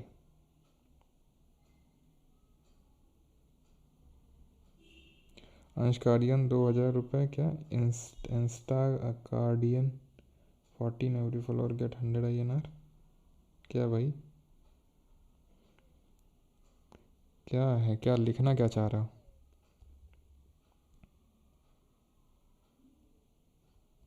आई हेट लिटन, अच्छा चलो भाई। तो यहाँ पे लिटन जो है, हाँ, लिटन ने क्या क्या लेटर फैलाया यहाँ पर, क्या क्या गंदगी फैलाई। तो इसने तो आर्म्स एक्ट लेके आया, दो बार आई थिंक लिखा है। तो आर्म्स एक्ट 1878 में क्या था? तो आर्म्स एक्ट में ये था कि अगर कोई भी इंडियन अगर आर्म्स यानी हथियार पोजेस नहीं कर सकता, ब्रिटिशर से पूछे हुआ, परमिशन लेनी पड़ेगी। कोई भी वर्नैकुलर न्यूज़पेपर है ना, वर्नैकुलर न्यूज़पेपर का मतलब होता है, इतना तो आप समझ ही होंगे अभी तक, वर्नैकुलर का मतलब होता है लोकल लैंग्वेज। तो वो हमारी बिना परमिशन के, बिना हमारी नहीं छप सकता। क्यों? क्योंकि इनकी बुराई हो रही थी ना, ब्रिटिशर्स की बुराई हो रही थी दबादब तरीके से, जो लोकल लेवल के जो न्यूज़पेपर थे वो कर रहे थे। तो इन्होंने अब ये ले आए वर्नाकुलर प्रेस एक्ट कि अब अगर लाना है कुछ भी पब्लिश करना है तो हमसे पूछ के करोगे। ये सिर्फ लोकल लेवल के जो रीजनल लैंग्वेज थे उनके न्यूज़पेपर के लिए था, इंग्लिश के लिए नहीं था। इसीलिए जब ये मैं बता रहा था, शिशिर कुमार घोष की अमृत बाजार पत्रिका है, उन्होंने अपनी रातों रात ही उसको अंग्रेजी में जो है कन्वर्ट कर लिया, ठीक है। खैर, तो ये चीज़ आपको क्लियर हो गई। और आर्म्स एक्ट आया था। बंगाल गैजेट पहला न्यूज़पेपर था, ध्यान रखना भाई, जेम्स ऑगस्टस हिक्की पहला न्यूज़पेपर था। और इसी के टाइम पे ही और क्या हुआ था, और भी तो कुछ हुआ था। हाँ, पहला दिल्ली दरबार लगा था। दिल्ली दरबार क्या था? तो जैसे कोई किंग या क्वीन बनता था ब्रिटिश में, नया ब्रिटेन में, तो उसको यहाँ बुला के सेवा पानी करी जाती थी कि ये इंडियंस को बताने के लिए कि ये हैं आपके नए महाराजा या महारानी। तो पहला दिल्ली दरबार जो है 1877 में इसी के टाइम पे होता है, ठीक है। 1877 में इसी के टाइम पे होता है। और लिटन के टाइम पे ही जो मैक्सिमम एज है सिविल सर्विसेज की, वो 21 से घटा के 19 कर दी गई थी। और मैंने आपसे पीछे पूछा था कि पहले इंडियन कौन थे जिन्होंने सिविल सर्विसेज को क्वालिफाई किया। वैसे तो मैंने एक्ट वाली क्लास में लिखाया भी था आपको, सत्येंद्र नाथ टैगोर। सत्येंद्र प्रसाद सिन्हा कौन थे? जो वॉइस रॉय की एग्जीक्यूटिव काउंसिल में एक इंडियन को अलाउ किया गया था, तो पहले इंडियन बने थे वो। क्लियर है चीज़? टोटल 3 दिल्ली दरबार हुए थे, उनमें से पहला वाला इसने ऑर्गेनाइज किया था 1877 में, 1877 में। क्लियर है चीज़? आगे बढ़ते हैं। अब आते हैं रिपन पे। तो जो भी गंदगी इसने फैलाई थी उसको समेटने का काम किया था रिपन ने। ये कितने साल रहा? 1876 से 80, 4 साल। और रिपन भी रहे 4 साल। क्या क्या काम किए? एक तो एल्बर्ट बिल कंट्रोवर्सी इन्हीं के टाइम पे हुई थी, जो एल्बर्ट एक्ट पास हुआ था 1883 में आया था, 1884 में पास हुआ था वो। पहला फैक्ट्री एक्ट पास किया, जहाँ पे इन्होंने बोला क्या कि जो भी 7 से 12 साल के बच्चे हैं उनको 9 घंटे से काम ज़्यादा नहीं करवाया जा सकता है। 7 साल से जो नीचे के बच्चे उनसे काम नहीं कराया जा सकता। आप देख सकते हैं कि कितने मतलब कितना मेहनती होते होंगे उस टाइम के बच्चे। और आजकल के बच्चे, ये जेंजी बच्चे क्या कर रहे हैं? ये तुम भी लोग भी तो जेंजी ही होगे, है ना। इंस्टाग्राम चलाते रहते हैं, क्यों? रीलें स्क्रॉल कर रहे हैं, डांस कर रहे हैं। 7 से 12 साल तक के बच्चे, अब सोच लीजिए काम करते होंगे 7 साल के अंदर वाले, तभी तो उसको एक्ट लाना पड़ा। सोच सकते हैं 7 से 12 वालों को 9-9 घंटे से ज़्यादा फैक्ट्री में काम करवाया जाता होगा, ठीक है, तभी तो एक्ट लाया होगा। फर्स्ट फैक्ट्री एक्ट कब आया?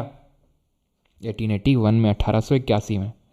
1881 में जो गंदगी फैलाई किसने? रिपन ने। क्या? वीपीए और आर्म्स एक्ट जो लाया था, वर्नाकुलर प्रेस एक्ट और आर्म्स एक्ट, उन दोनों को ख़त्म कर लिया। He repealed vernacular press act and also arms act. कब? 1882 में। दोनों को वो किया। दोनों ही लिटन लाया था 1878 में, और दोनों को ही रिपील किया रिपन ने 1882 में। पहला कंप्लीट सेंसस इनके टाइम पे हुआ था 1881 में।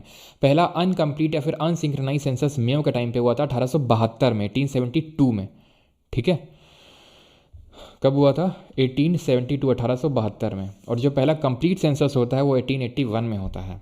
इनको father of local self government के नाम से भी जानते हैं, क्योंकि इन्होंने लोकल लेवल में भी गवर्नमेंट के फॉर्मेशन में, जो आज आप पंचायत और म्यूनिसिपैलिटी बोलते हो, तो उसके फॉर्मेशन में हेल्प किया था, इसलिए इनको father of local self government के नाम से जानते हैं। और जो हंटर कमीशन है which was related to education, शिक्षा से संबंधित था, वो भी इन्होंने बनाया 1882 में। तो इसीलिए इनके नाम के आगे हम लॉर्ड लगा सकते हैं, बिकॉज इन्होंने काफ़ी अच्छे अच्छे काम करके गए थे हमारे लिए। ठीक है, अब इसके बाद कौन आएगा याद करो, 1884 के बाद 1885 कांग्रेस बनती है, डफरिन आएगा हमारा। ठीक है, डफर है ना, तो डफरिन आएगा। तो रिपन ने एक तरह से लिटन की गई करतूतों को साफ किया था। अब कौन आएगा, रिपन के बाद फिर रिपन आ गया क्या? चलो, तो रिपन के बाद अब टाइम था किसका, लिटन डफरिन का। तो डफरिन के टाइम पे कांग्रेस यहाँ पर बनती है। करजन के टाइम पे क्या होता है? ठीक है, तो करजन के टाइम पे ध्यान रखना है, पार्टीशन ऑफ बंगाल होता है, ये हम कल देखेंगे। Indian universities act, Calcutta corporation act, ये होता है। करजन नहीं भैया, ये क्या लिखा हुआ है करजन ये था करजन। ठीक है, करजन किचनर कंट्रोवर्सी भी इन्हीं के टाइम पे होती है। एक्चुअल में किचनर जो था उस समय मिलिट्री कमांडर था, तो इन दोनों के बीच में थोड़ा विवाद चल रहे थे। तो बस विवाद जो है ध्यान रखना, वैसे बात है कि करजन के टाइम पे होंगे। और यंग हस्बैंड कमीशन मिशन जो भेजा गया था तिब्बत में, ठीक है, तिब्बत में मिशन भेजा गया था, वो भी करजन के टाइम पे ही भेजा गया था। ठीक है, हार्डिंगे सेकंड के टाइम पे तीसरा दिल्ली दरबार लगाया गया था, जहाँ पे कैपिटल शिफ्ट हुई थी। ये भी हम आगे पढ़ेंगे इसके बारे में भी, कैपिटल शिफ्ट कहाँ से कहाँ। तो कैलकाटा से दिल्ली कैपिटल को शिफ्ट किया गया, कलकत्ता से दिल्ली को नई राजधानी बनाई गई, हार्डिंगे सेकंड। और तीसरा दिल्ली दरबार जब ऑर्गेनाइज किया हार्डिंगे सेकंड ने, वैसे तो जैसे रहता है हम आगे पढ़ेंगे, ये कल ही पढ़ेंगे, आगे क्या पढ़ेंगे, कल ही इसके बारे में पढ़ेंगे कि भाई यहाँ पर दिल्ली दरबार 1911 में लगाया गया किंग जॉर्ज 5 के लिए। ठीक है, किंग जॉर्ज 5 नए किंग बने थे, तो उनके लिए दिल्ली दरबार लगाया गया था यहाँ पे। ठीक है, क्लियर। और तो कुछ नहीं है बीच में छूट रहा है। वैसे आप अगर ध्यान से देखें, करजन 1899 से 1905 तक था, और ये 1910 में आए थे हार्डिंगे सेकंड। ठीक है, बीच में एक और रहे थे, मिंटो टू बोलते हैं उनको। ठीक है, जो मिंटो टू थे, मिंटो नंबर 2, ये 1905 से लेकर 10 तक थे ये। ठीक है, तो वो जो मॉर्ले मिंटो रिफॉर्म हम लोगों ने पढ़ा था, वो इसके टाइम पे आया था। 1909 का जो एक्ट था वो आया था इसके टाइम पे, प्लस मुस्लिम लीग बनी थी इसके टाइम पे। ठीक है, मुस्लिम लीग फॉर्म्ड, प्लस सूरत स्प्लिट, याद है आपको, सूरत सेशन कांग्रेस का हुआ था, और उसमें मॉडरेट और एक्सट्रीमिस्ट बट गए थे, तो वो मिंटो 2 के टाइम पे हुआ था। देन हार्डिंगे 2 आया था। अरे यार, मिंटो 2 तो यहाँ पे लिखा हुआ है, थोड़ा सा ऑर्डर ध्यान, थोड़ा सा ऊपर नीचे बस। देन आया था केल्म्सफोर्ड। केल्म्सफोर्ड कब से कब तक लेके था, 1916 से लेके 21। ठीक है, 5 ईयर्स। तो गवर्नमेंट ऑफ इंडिया एक्ट आया था 1919 वाला, जिसको मॉन्टैगी चेल फॉर्ड रिफॉर्म बोलते हैं, इसीलिए बोलते हैं बिकॉज मॉन्टैगी उस समय सेक्रेटरी था, जो चेल या फिर जो भी बोलो केल्म्सफोर्ड, वो उस समय वॉइस रॉय था। जैसे मॉर्ले मिंटो रिफॉर्म क्यों बोलते हैं, जो ये इंडियन काउंसिल एक्ट आया था 1909 का, क्योंकि उस टाइम पे मिंटो वॉइस रॉय था और मॉर्ले सेक्रेटरी था। ठीक है, क्लियर इतनी चीज़। रॉलेट एक्ट इसी को बोलते हैं। ठीक है, रॉलेट एक्ट आया था, जलियांवाला बाग जो हत्याकांड है वो इसी का टाइम, सब आपको याद हो जाएगा। अभी रॉलेट एक्ट पढ़ा नहीं है, जलियांवाला बाग पढ़ा नहीं है, तो सब आपको याद हो जाएगा आगे। ठीक है, और तो कुछ नहीं है रीडिंग के टाइम पे, बस तुम अगर टेन्योर याद रखोगे ना, लिखवाने की ज़रूरत है नहीं मुझे, सब याद हो जाएगा यार। ठीक है, चौरी चौरा जब तुम पढ़ोगे, मोपला रिवोल्ट, सब याद हो जाएगा। ठीक है, काकोरी ट्रेन इंसिडेंट, तो अभी ये मैं छोड़ रहा हूँ, या तो इसको हम भरेंगे तब जब आखिरी क्लास होगा, क्योंकि अभी हम भरवा दूंगा तो सिर्फ भर ही जाएगा, ये समझ पल्ले पड़ेगा नहीं, क्या काकोरी है, क्या एच आर है, क्या एच एस आर है, क्या क्विट इंडिया है, क्या ये सब साइमन कमीशन है, समझ नहीं आएगा नहीं आपको। ठीक है, कंसिडरिंग के भी आपने उसको नहीं पढ़ा है, तो आखिरी क्लास में हम करेंगे। ठीक है, चलिए भाई, थैंक यू सभी को। तो पहले मतलब thank you in the sense कि अभी क्वेश्चन लगाने हैं, थैंक यू को काफ़ी लोग ये मतलब समझ लेते हैं, चलो भैया चलो निकलो अभी चल के इंस्टाग्राम चलाते हैं चल के, है ना। अंश कादियान क्या है भाई, 2000 रुपये 1000 रुपये भेजे जा रहे हो, क्या हो गया एकदम से।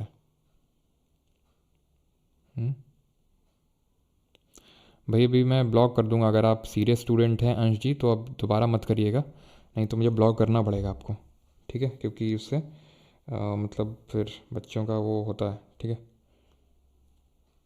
उनका वो ड्रॉप होता है। ठीक है, तो दोबारा मत कर सर, कॉर्नवालिस का टूम गाजी।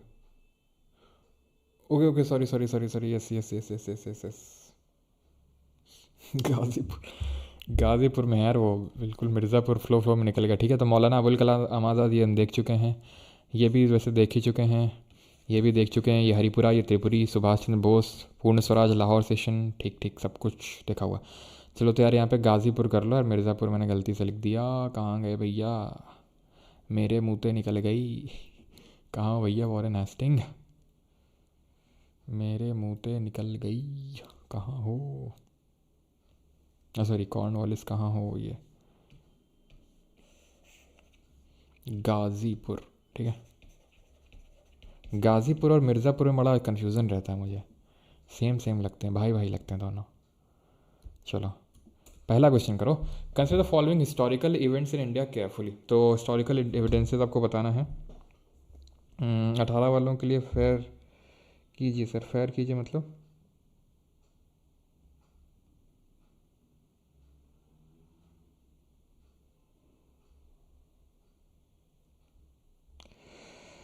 सर ध्यान भंग होता है, अकार्डियन को कहिए। उत्कर्ष जी, भाई अकार्डियन जी सुधर जाइए, नहीं उत्कर्ष जी अभी आपको फिर, है ना।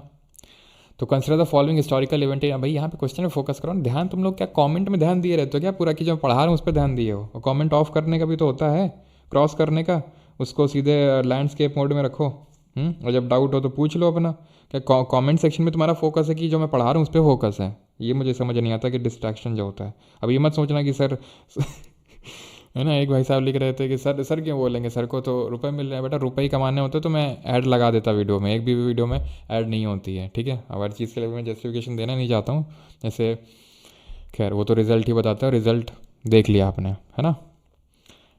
अभी तक ये समझ लीजिए कि वो तो खैर जब फाइनल आएगा तो पता ही चल ही जाएगा आपको कि जो अभी रैंक चल रही है, ठीक, जो रैंक्स चल रही है उसमें टॉप 50 में कम से कम जो अभी ऐसे स्टूडेंट जिन्होंने भेजे और निकल के आएंगे, जब फाइनल रिजल्ट आएगा वो तो नहीं पता है, जब इंटरव्यू वगैरह लोग लेते हैं, मैं तो लेता नहीं हूँ, तो लगभग टॉप 50 में ही 12 से 15 स्टूडेंट अभी तक आ चुके हैं। ठीक है, जिनमें कि टॉप 10 में ही आई थिंक 3 से 4 हैं।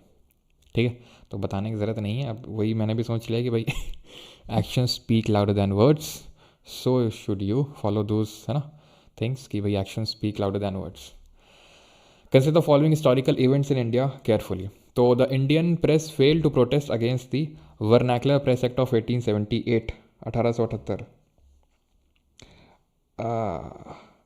अंशुमन सिंह एक सेकंड बताते हैं अभी। देखो जवाब मिल गया क्या, जवाब शायद मिल गया होगा अंशुमन, है ना।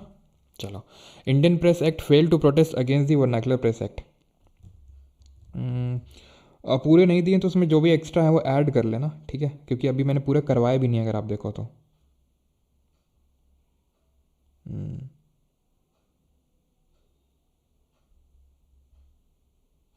सर आप मास्क पहनकर इंटरव्यू लेना।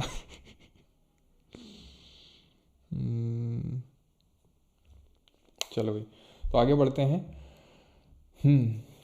चलो, तो the Indian press sir IPC Canning के टाइम पे आया था।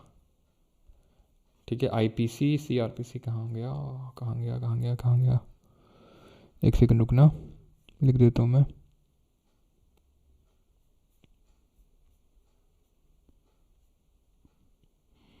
एक सेकंड रुको, थोड़ा सा ऊपर नीचे चीज़ें हो गई हैं।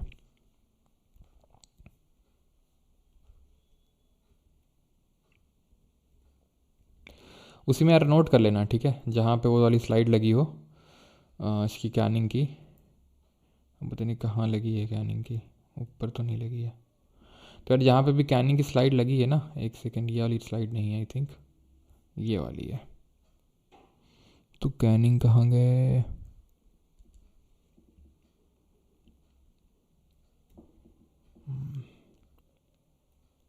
आई थिंक है नहीं यार यहाँ पे कैनिंग का, जहाँ पे लिखवाया था एक बार उसको ऐड कर लेना वहाँ पे। ये रहा कैनिंग, तो इसमें ऐड कर लेना आईपीसी सीआरपीसी जो है ना, इंडियन पिनल कोड 1860 में आया था, क्रिमिनल प्रोसीजर कोड इसी के टाइम पे आया था वो। ठीक है, चलो तो पहला क्वेश्चन कर लेते हैं, पहले यूपीएससी वाले करते हैं। Indian press fail to protest against the VPA of 1878 और VPA of 1878 was introduced by the viceroy Lytton against the council of his own law member. तो ऐसा तो है नहीं यार, इंडियन प्रेस इसके अगेंस्ट प्रोटेस्ट नहीं करेंगे, बिल्कुल प्रोटेस्ट तो किया ही होगा उन्होंने, ठीक है, कि भाई वो VPA vernacular press act obvious सी बात है वर्नाकुलर प्रेस के अगेंस्ट में था, तो प्रेस उसके अगेंस्ट नहीं प्रोटेस्ट करेगा तो कौन करेगा, तो पहला वाला तो गलत होगा। VP of 1878 was introduced by Lytton against the council of his own member, ये सही है। तो जो लॉ मेंबर था, ठीक है, उसने मना किया था इसको लाने के लिए, लेकिन फिर भी ये लाया, ठीक है, फिर भी वो लाया इसको, तो यहाँ पर पहला वाला गलत, दूसरा सही होगा। सर आप मंकी कैप लगा के इंटरव्यू लेना, हाँ बेटा हर जो तुम बोल रहे हो सब कुछ कर लेंगे, पहले क्वेश्चन कर लो, है ना। मंकी कैप भी लगा लेंगे, मास्क भी लगा लेंगे। Which of the following pairs of newspaper and editor is not correctly matched. तो न्यूज़पेपर और एडिटर बताओ जल्दी से, नवजीवन, मराठा, बंगाली और वॉइस ऑफ इंडिया। तो भाई नवजीवन, यस, नवजीवन, महात्मा गांधी, मराठा बाल गंगाधर तिलक, बंगाली सुरेंद्रनाथ बनर्जी और voice of India Gopal Krishna Gokhale. बताओ भैया। तो दिल्ली पुलिस के लिए एक वीडियो जल्दी आएगा। कॉर्न शोर करता है फूटने के बाद, कॉर्न वॉलिस देन शोर, हाँ ऐसे भी याद कर सकते हो अपने अपने बना के। स्पाइडरमैन मास्क, हाँ अरे स्पाइडरमैन मास्क, हाँ वो एक चलता ना एक बंदा को इंस्टाग्राम पे, वो कुछ ऐसे खाता जाएगा है ना, और कुछ रिएक्ट करता है वीडियो देखा है मैंने इसका एक दो वीडियोस, तो वैसा टाइप करते हैं। तो नवजीवन, महात्मा गांधी बिल्कुल सही है, मराठा केसरी पढ़ा नहीं है, पढ़ेंगे, सही है। बंगाली सुरेंद्रनाथ बनर्जी, इसको नोट कर लेंगे, ठीक है, ये भी सही है। वॉइस ऑफ इंडिया अभी बताया था गोपाल कृष्ण गोखले, नहीं कौन, दादा भाई नौरोजी, ठीक। तो बंगाली सुरेंद्रनाथ बनर्जी, इसको करिए सीडीएस इसी बार के पेपर का सवाल है, ये थोड़ा सा टफ टाइप लग रहा होगा, लेकिन करिए, अब आया है तो क्वेश्चन कर ही लेते हैं। Consider the following statement about the early phase of the national movement in India. CDS 2024 question है, अर्ली फेज के बारे में क्वेश्चन है। Firoz Shah Mehta, Badruddin Tyabji and others form the Bombay presidency association. Surendranath Banerjee and his group planned an Indian national conference at Calcutta. AO Hume decided to create an all India body as a rival to the above organisation to give went to the went. तुम्हें समझ में आया? Went मतलब वो होता है छेद, मतलब वोल्केनो का, तो वहाँ से लावा निकलता है, जहाँ से वोल्केनिक एशेज निकलती हैं, गैस निकलती हैं, याद आया? तो वो वेंट, तो काइंड ऑफ वेंट ओपनिंग की तरह था। बताओ जल्दी से। सर नेक्स्ट फिजिक्स करवा दीजिए आयुष, देखते हैं। NTPC पे वही की सीरीज़ डेली टारगेट जी जल्दी स्टार्ट होगी।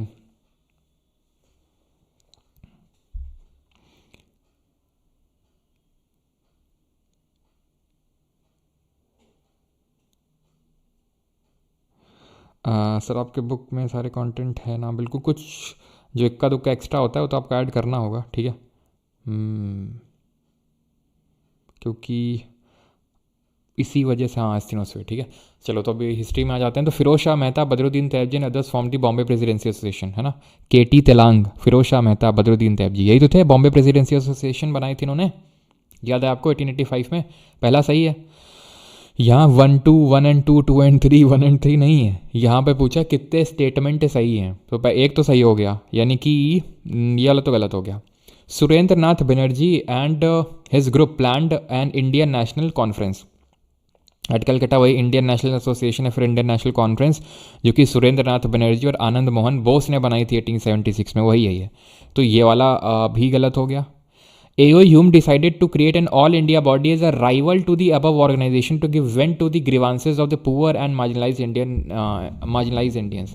तो गरीबों के लिए पार्टी बनाई गई थी क्या ये कांग्रेस की, और इन पार्टी के अगेंस्ट में? ऐसा तो मैंने कुछ पढ़ाया नहीं कि इन पार्टी के अगेंस्ट में, विरोध में बनाई गई, क्योंकि इन पार्टी के जो मेंबर थे काफ़ी, जैसे सुरेंद्रनाथ बनर्जी हो गए, बदरुद्दीन तैयब जी हो गए।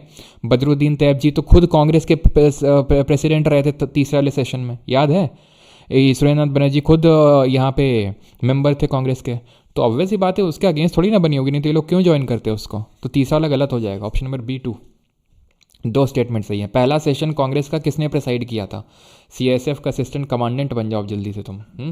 और CISF के बारे में पता है ना कि CISF पहली CAPF बनी है जिसने कि एक ऑल विमेन फोर्स को, एक ऑल विमेन बटालियन को पूरा रेस किया है ना। तो यहाँ पे AO Hume, Allan Octavian Hume इसका सही, सॉरी पूछ रहा है कि प्रिसाइड किसने किया था, मुझे लगा फाउंडर पूछा है, तो दादा वोमेश चंद्र बनर्जी, ठीक है। दूसरे वाले को किया था ये कहाँ पे हुआ था? बॉम्बे में हुआ था। दूसरा वाला कलकत्ता में हुआ था, उसको इन्होंने प्रिसाइड किया था। तीसरा वाला बदरुद्दीन तैयबजी मद्रास। चौथा इलाहाबाद, किसने प्रिसाइड किया था? जॉर्ज यूल ने, है ना। वो among the following establish the PWD public work department, किसने बनाया था? जल्दी से बताओ भैया। ऑल वुमेन बटालियन सही है। तो वॉरेन हेस्टिंग पहला governor general of Bengal, impeach किया गया था इसके टाइम पे। और क्या हुआ था इसके टाइम पे? हुआ था एक तो पहला एंग्लो मराठा वॉर और second Anglo Mysore war. Asiatic society of Bengal बनी थी। कॉर्नवालिस, तो कॉर्नवालिस परमानेंट सेटलमेंट आया था। और गाजीपुर में इसका टूम बना हुआ है, दरोगा सिस्टम लेके आया। और इसको father of Indian civil services के नाम से जानते हैं। बेंटिक, ठगी खत्म किया, सती खत्म किया, सर्किट कोर्ट एबॉलिश किया। और क्या किया? मैकालेज मिनट इसके टाइम पे आया। और सर्किट कोर्ट वो तो मैंने बता ही दिया है, ठीक है।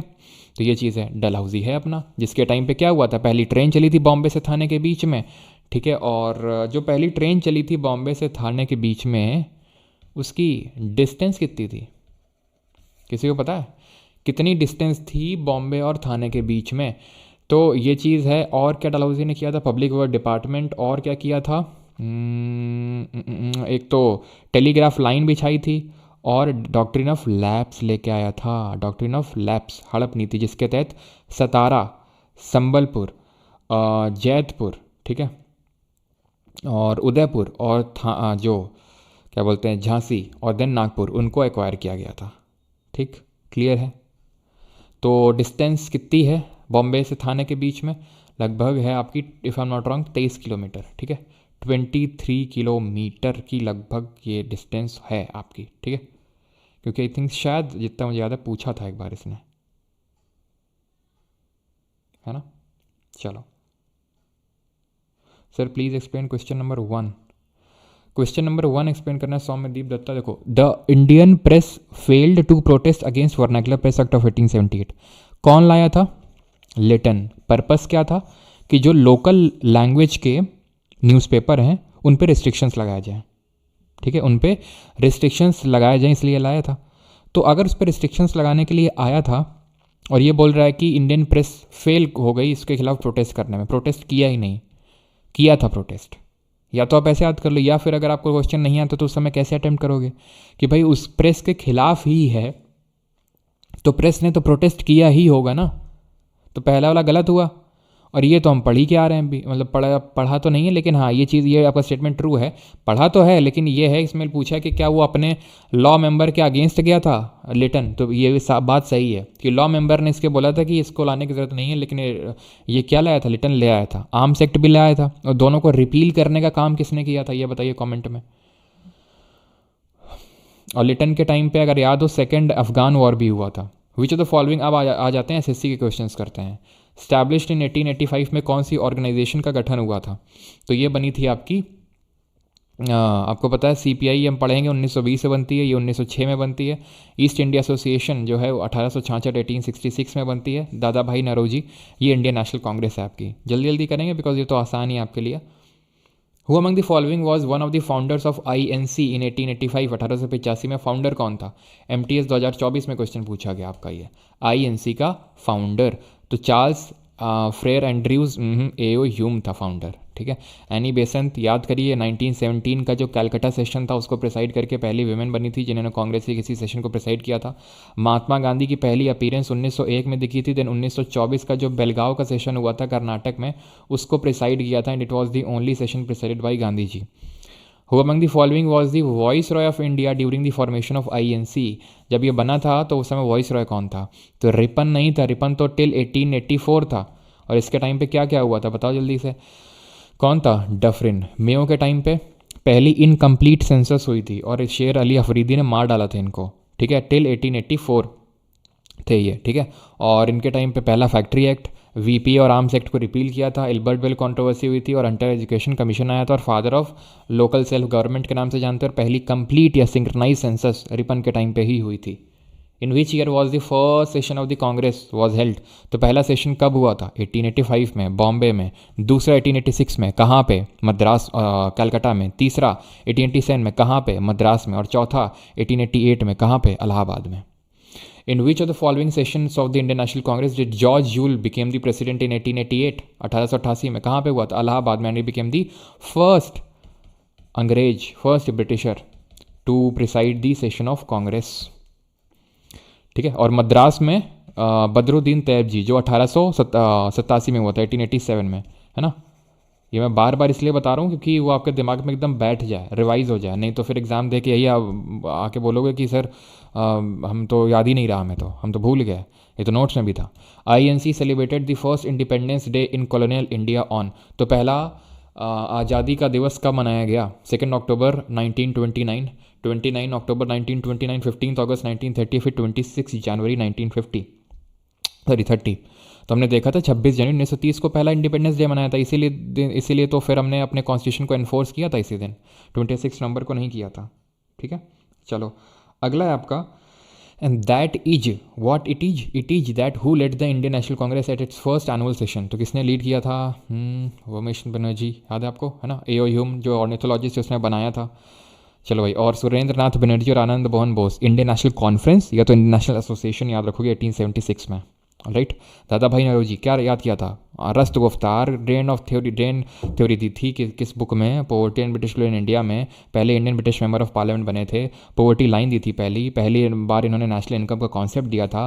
पहले इन्होंने वॉइस ऑफ इंडिया न्यूज़पेपर निकाला था, रस्त गुफ्तार निकाला था, और स्वराज का कॉन्सेप्ट दिया था इन्होंने। 3 बार कांग्रेस के अध्यक्ष रहे थे ये, ठीक है। किस में? 1886, दूसरा वाला session 1893 and 1906। Who was the first women president of the Indian national Congress, पहली वुमेन प्रेसिडेंट कौन है? तो ये हैं सरोजिनी नायडू। लेकिन अगर यहीं पे इंडियन लिख देता तो आंसर, सॉरी एनी बेसन, तो अगर इंडियन लिख देता तो answer would be Sarojini Naidu.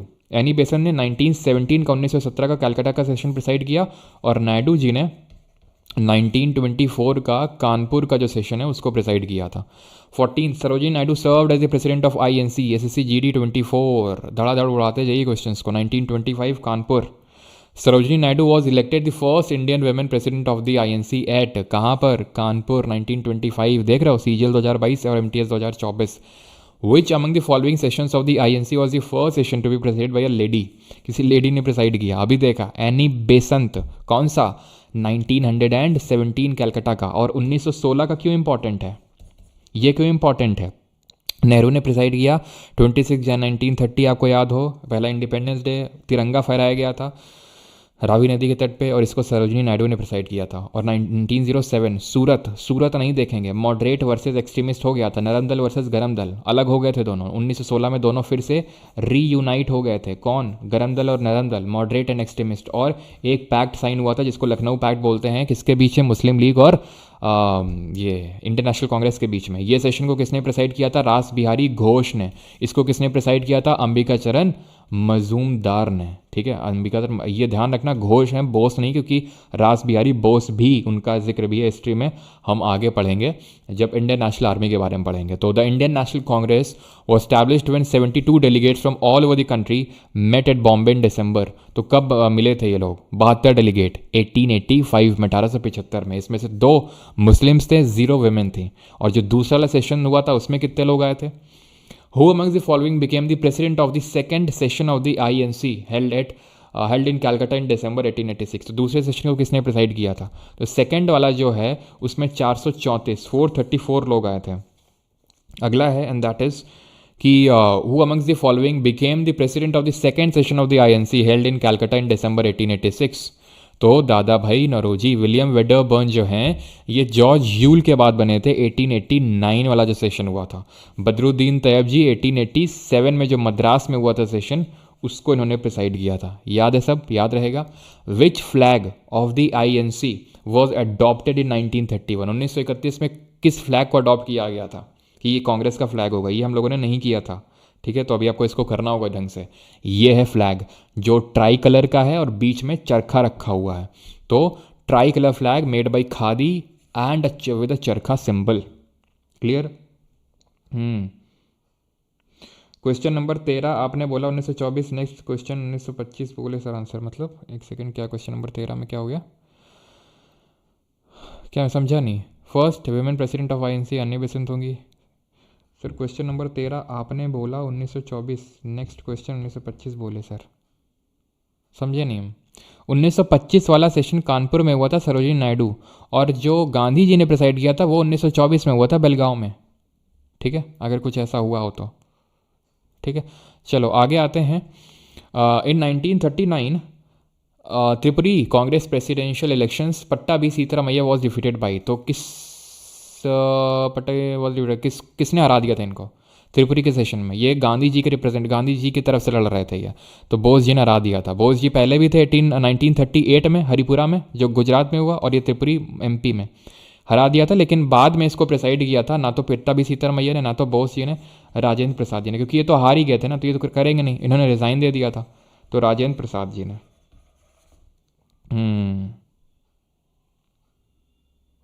अच्छा अच्छा अच्छा, ठीक है। तो in which session all India Congress committee was the quit India, अभी किया नहीं, क्विट इंडिया मूवमेंट जब करेंगे तो वहाँ देखेंगे कि कांग्रेस में एक सेशन हुआ था ग्वालिका टैंक बॉम्बे में, वहाँ पे इन लोगों ने वो किया था कि हम एक भारत छोड़ो आंदोलन लॉन्च करेंगे। स्वराज पार्टी अभी पढ़ा नहीं है, ठीक है। आई थिंक कितने क्वेश्चन हैं इसमें, क्वेश्चन तो ठीक ठाक है। Okay okay okay okay, question तो काफ़ी ठीक ठाक है। चलो भैया ये वाला क्वेश्चन कर लो जरा, MTS 2024 का क्वेश्चन है, कुछ बीच बीच क्वेश्चन कर लेते हैं, बाकी आपके होमवर्क होंगे प्राइवेट टेलीग्राम ग्रुप में, तो आपको PDF मिल ही जाती है, तो वहाँ से आप उसको कर लेंगे, ठीक है। चलो, तो बॉम्बे 1885, बॉम्बे 1885, तो बॉम्बे बॉम्बे 1885 ये किसने किया? उमेश चंद बनर्जी। कलकत्ता ये तो आप आराम से कर लेंगे यार, ठीक है। कौन होगा? कलकत्ता 1896 का, ये 1896 से कौन है जहाँ पर वंदे मातरम को गाया गया था? 1907 वाले के बताए थे रास बिहारी घोष, तो ये बी हो गया। कानपुर का हो जाएंगे हमारी नायडू जी, और रशीमतुल्ला एम सयानी, आराम से एलिमिनेशन से कर सकते हैं। DABC will be the correct answer, option number D will be the correct, ठीक है। Who among the following had written the national anthem of Bangladesh, का नेशनल एंथम किसने लिखा है? वो बांग्लादेश जिसका नेशनल एंथम हमने लिखा, जिसको क्रिएट हमने किया, बना के दिया, वो आज हम ही को आंखें दिखा रहा है कि नहीं? तो ये जो है रविन्द्रनाथ टैगोर ने। अमार सोनार बांग्ला का मतलब होता है आर गोल्डन बंगाल, हमारा सुनहरा बंगाल। नाइटेंगल ऑफ इंडिया किसको बोलते हैं? तो नाइटेंगल ऑफ इंडिया किसको बोलते हैं? Beryl Markham Sarojini Naidu, yes, option number B, ठीक है। और बाकी के questions, in which year did Dalhousie introduce the railway line in British India? तो डलहौजी ने रेलवे लाइन कब लाया था? ये जो वो बॉम्बे से थाने के बीच में, तो ये 1853 में आई थी, option number B। Which of the following princely state was annexed by East India Company in the year 1852? Doctrine of Lapse 52, Satara 1848, Sambalpur और जैतपुर, संबलपुर और जैतपुर ये कब है भैया? संबलपुर जैतपुर 1849, उदयपुर 1852, और नागपुर 1852, और झांसी 1854, और झांसी 1853, ठीक है। रानी लक्ष्मीबाई के जरा बताओ वो कहाँ है, टूम कहाँ पे उनका बना हुआ है? और कुछ क्वेश्चन करोगे जो नया टाइप हो वो थोड़ा सा करवाते हैं आपको।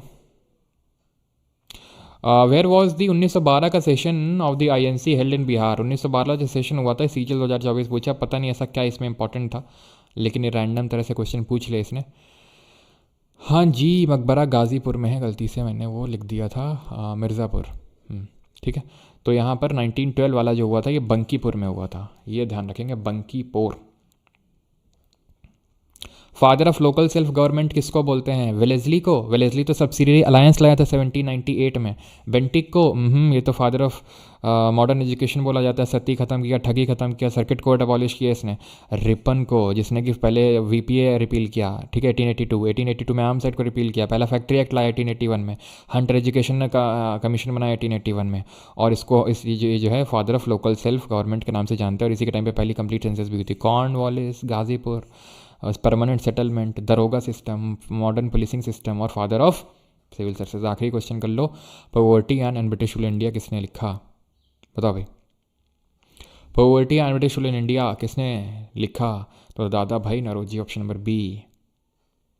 आखिरी क्वेश्चन कर लो, national anthem of India Jana Gana Mana was first sung at the, तो वंदे मातरम किस में गाया गया था? वंदे मातरम गाया गया था किसमें? वंदे मातरम गाया गया था आपका जो 1896 का कलकत्ता में हुआ था, और जहाँ ये गाया गया था वो भी कलकत्ता में ही हुआ था 1900 एंड किसमें 11 में, ठीक है, याद रहेगा। और ज़रा बताओ कि पहला फॉरेन लैंड में झंडा फहराने वाली पहले कौन थी? फॉरेन लैंड में, वैसे तो जब फॉरेन एक्टिविटी पढ़ाऊंगा तब पढ़ाऊंगा वहाँ पे, मैडम बीखा जी कामा थी, स्टटगार्ड जर्मनी में, लेकिन अभी नहीं, ठीक है। देख रहे हो अंश कादियान जी कितने रेगुलर हैं, कितने सिंसियर स्टूडेंट है, एक बार बोला। हाँ, बिल्कुल। चलो भाई, thank you thank you thank you thank you thank you, धन्यवाद। आई थिंक ये क्वेश्चन अब आप प्रैक्टिस करेंगे, सब आसान आसान से क्वेश्चन है, ठीक है। चलो भैया, जिसको बैच में एनरोल करना है तो एनरोल कर सकता है, with its price being this for the 1 year, for the life time. इसी में ही आपको कंप्यूटर मिलेगा। देख लिया आपने कंप्यूटर किस हिसाब से पूछा गया है और किस तगड़ा बढ़िया लेवल पूछा गया है। कंप्यूटर में आधे लोग झेल जाते हैं अगर अमन सर ना पढ़ाए होते इस बार तो, ठीक है।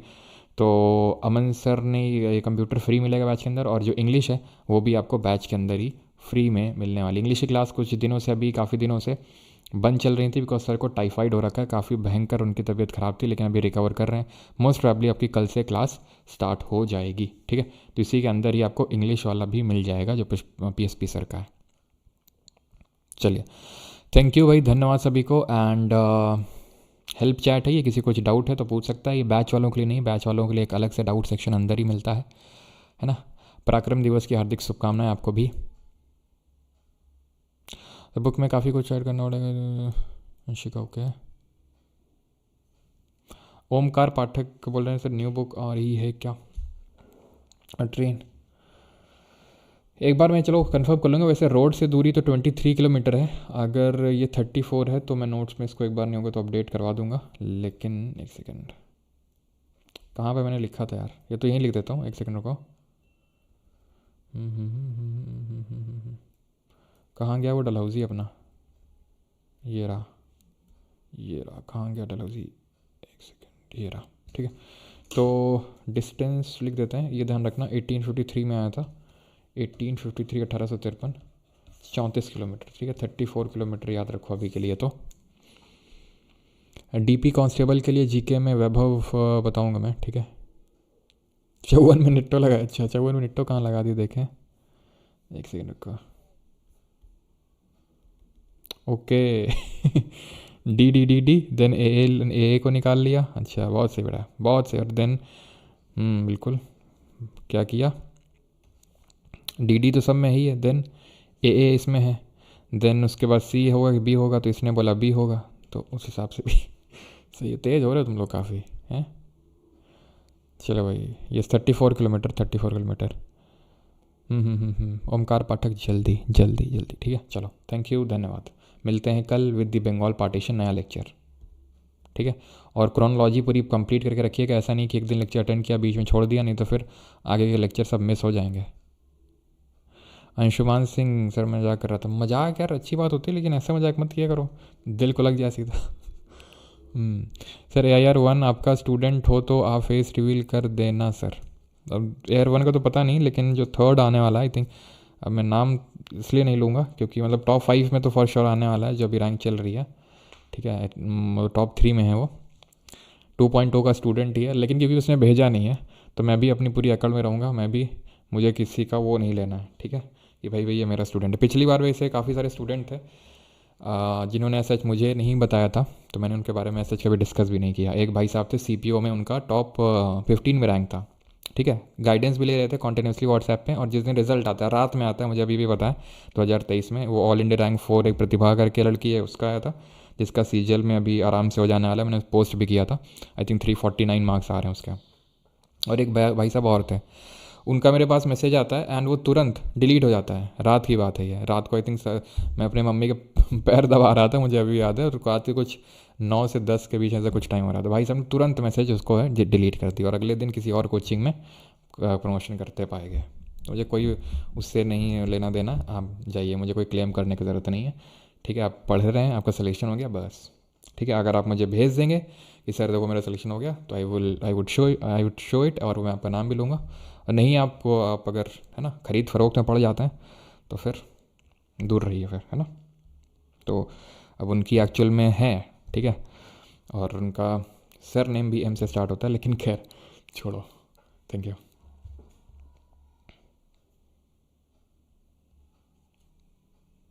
सिख गुरु वाला साना जी होगा, सिख गुरु और ये भक्ति सूफी मूवमेंट सबसे आखिर में होगा वो, है ना। Thank you.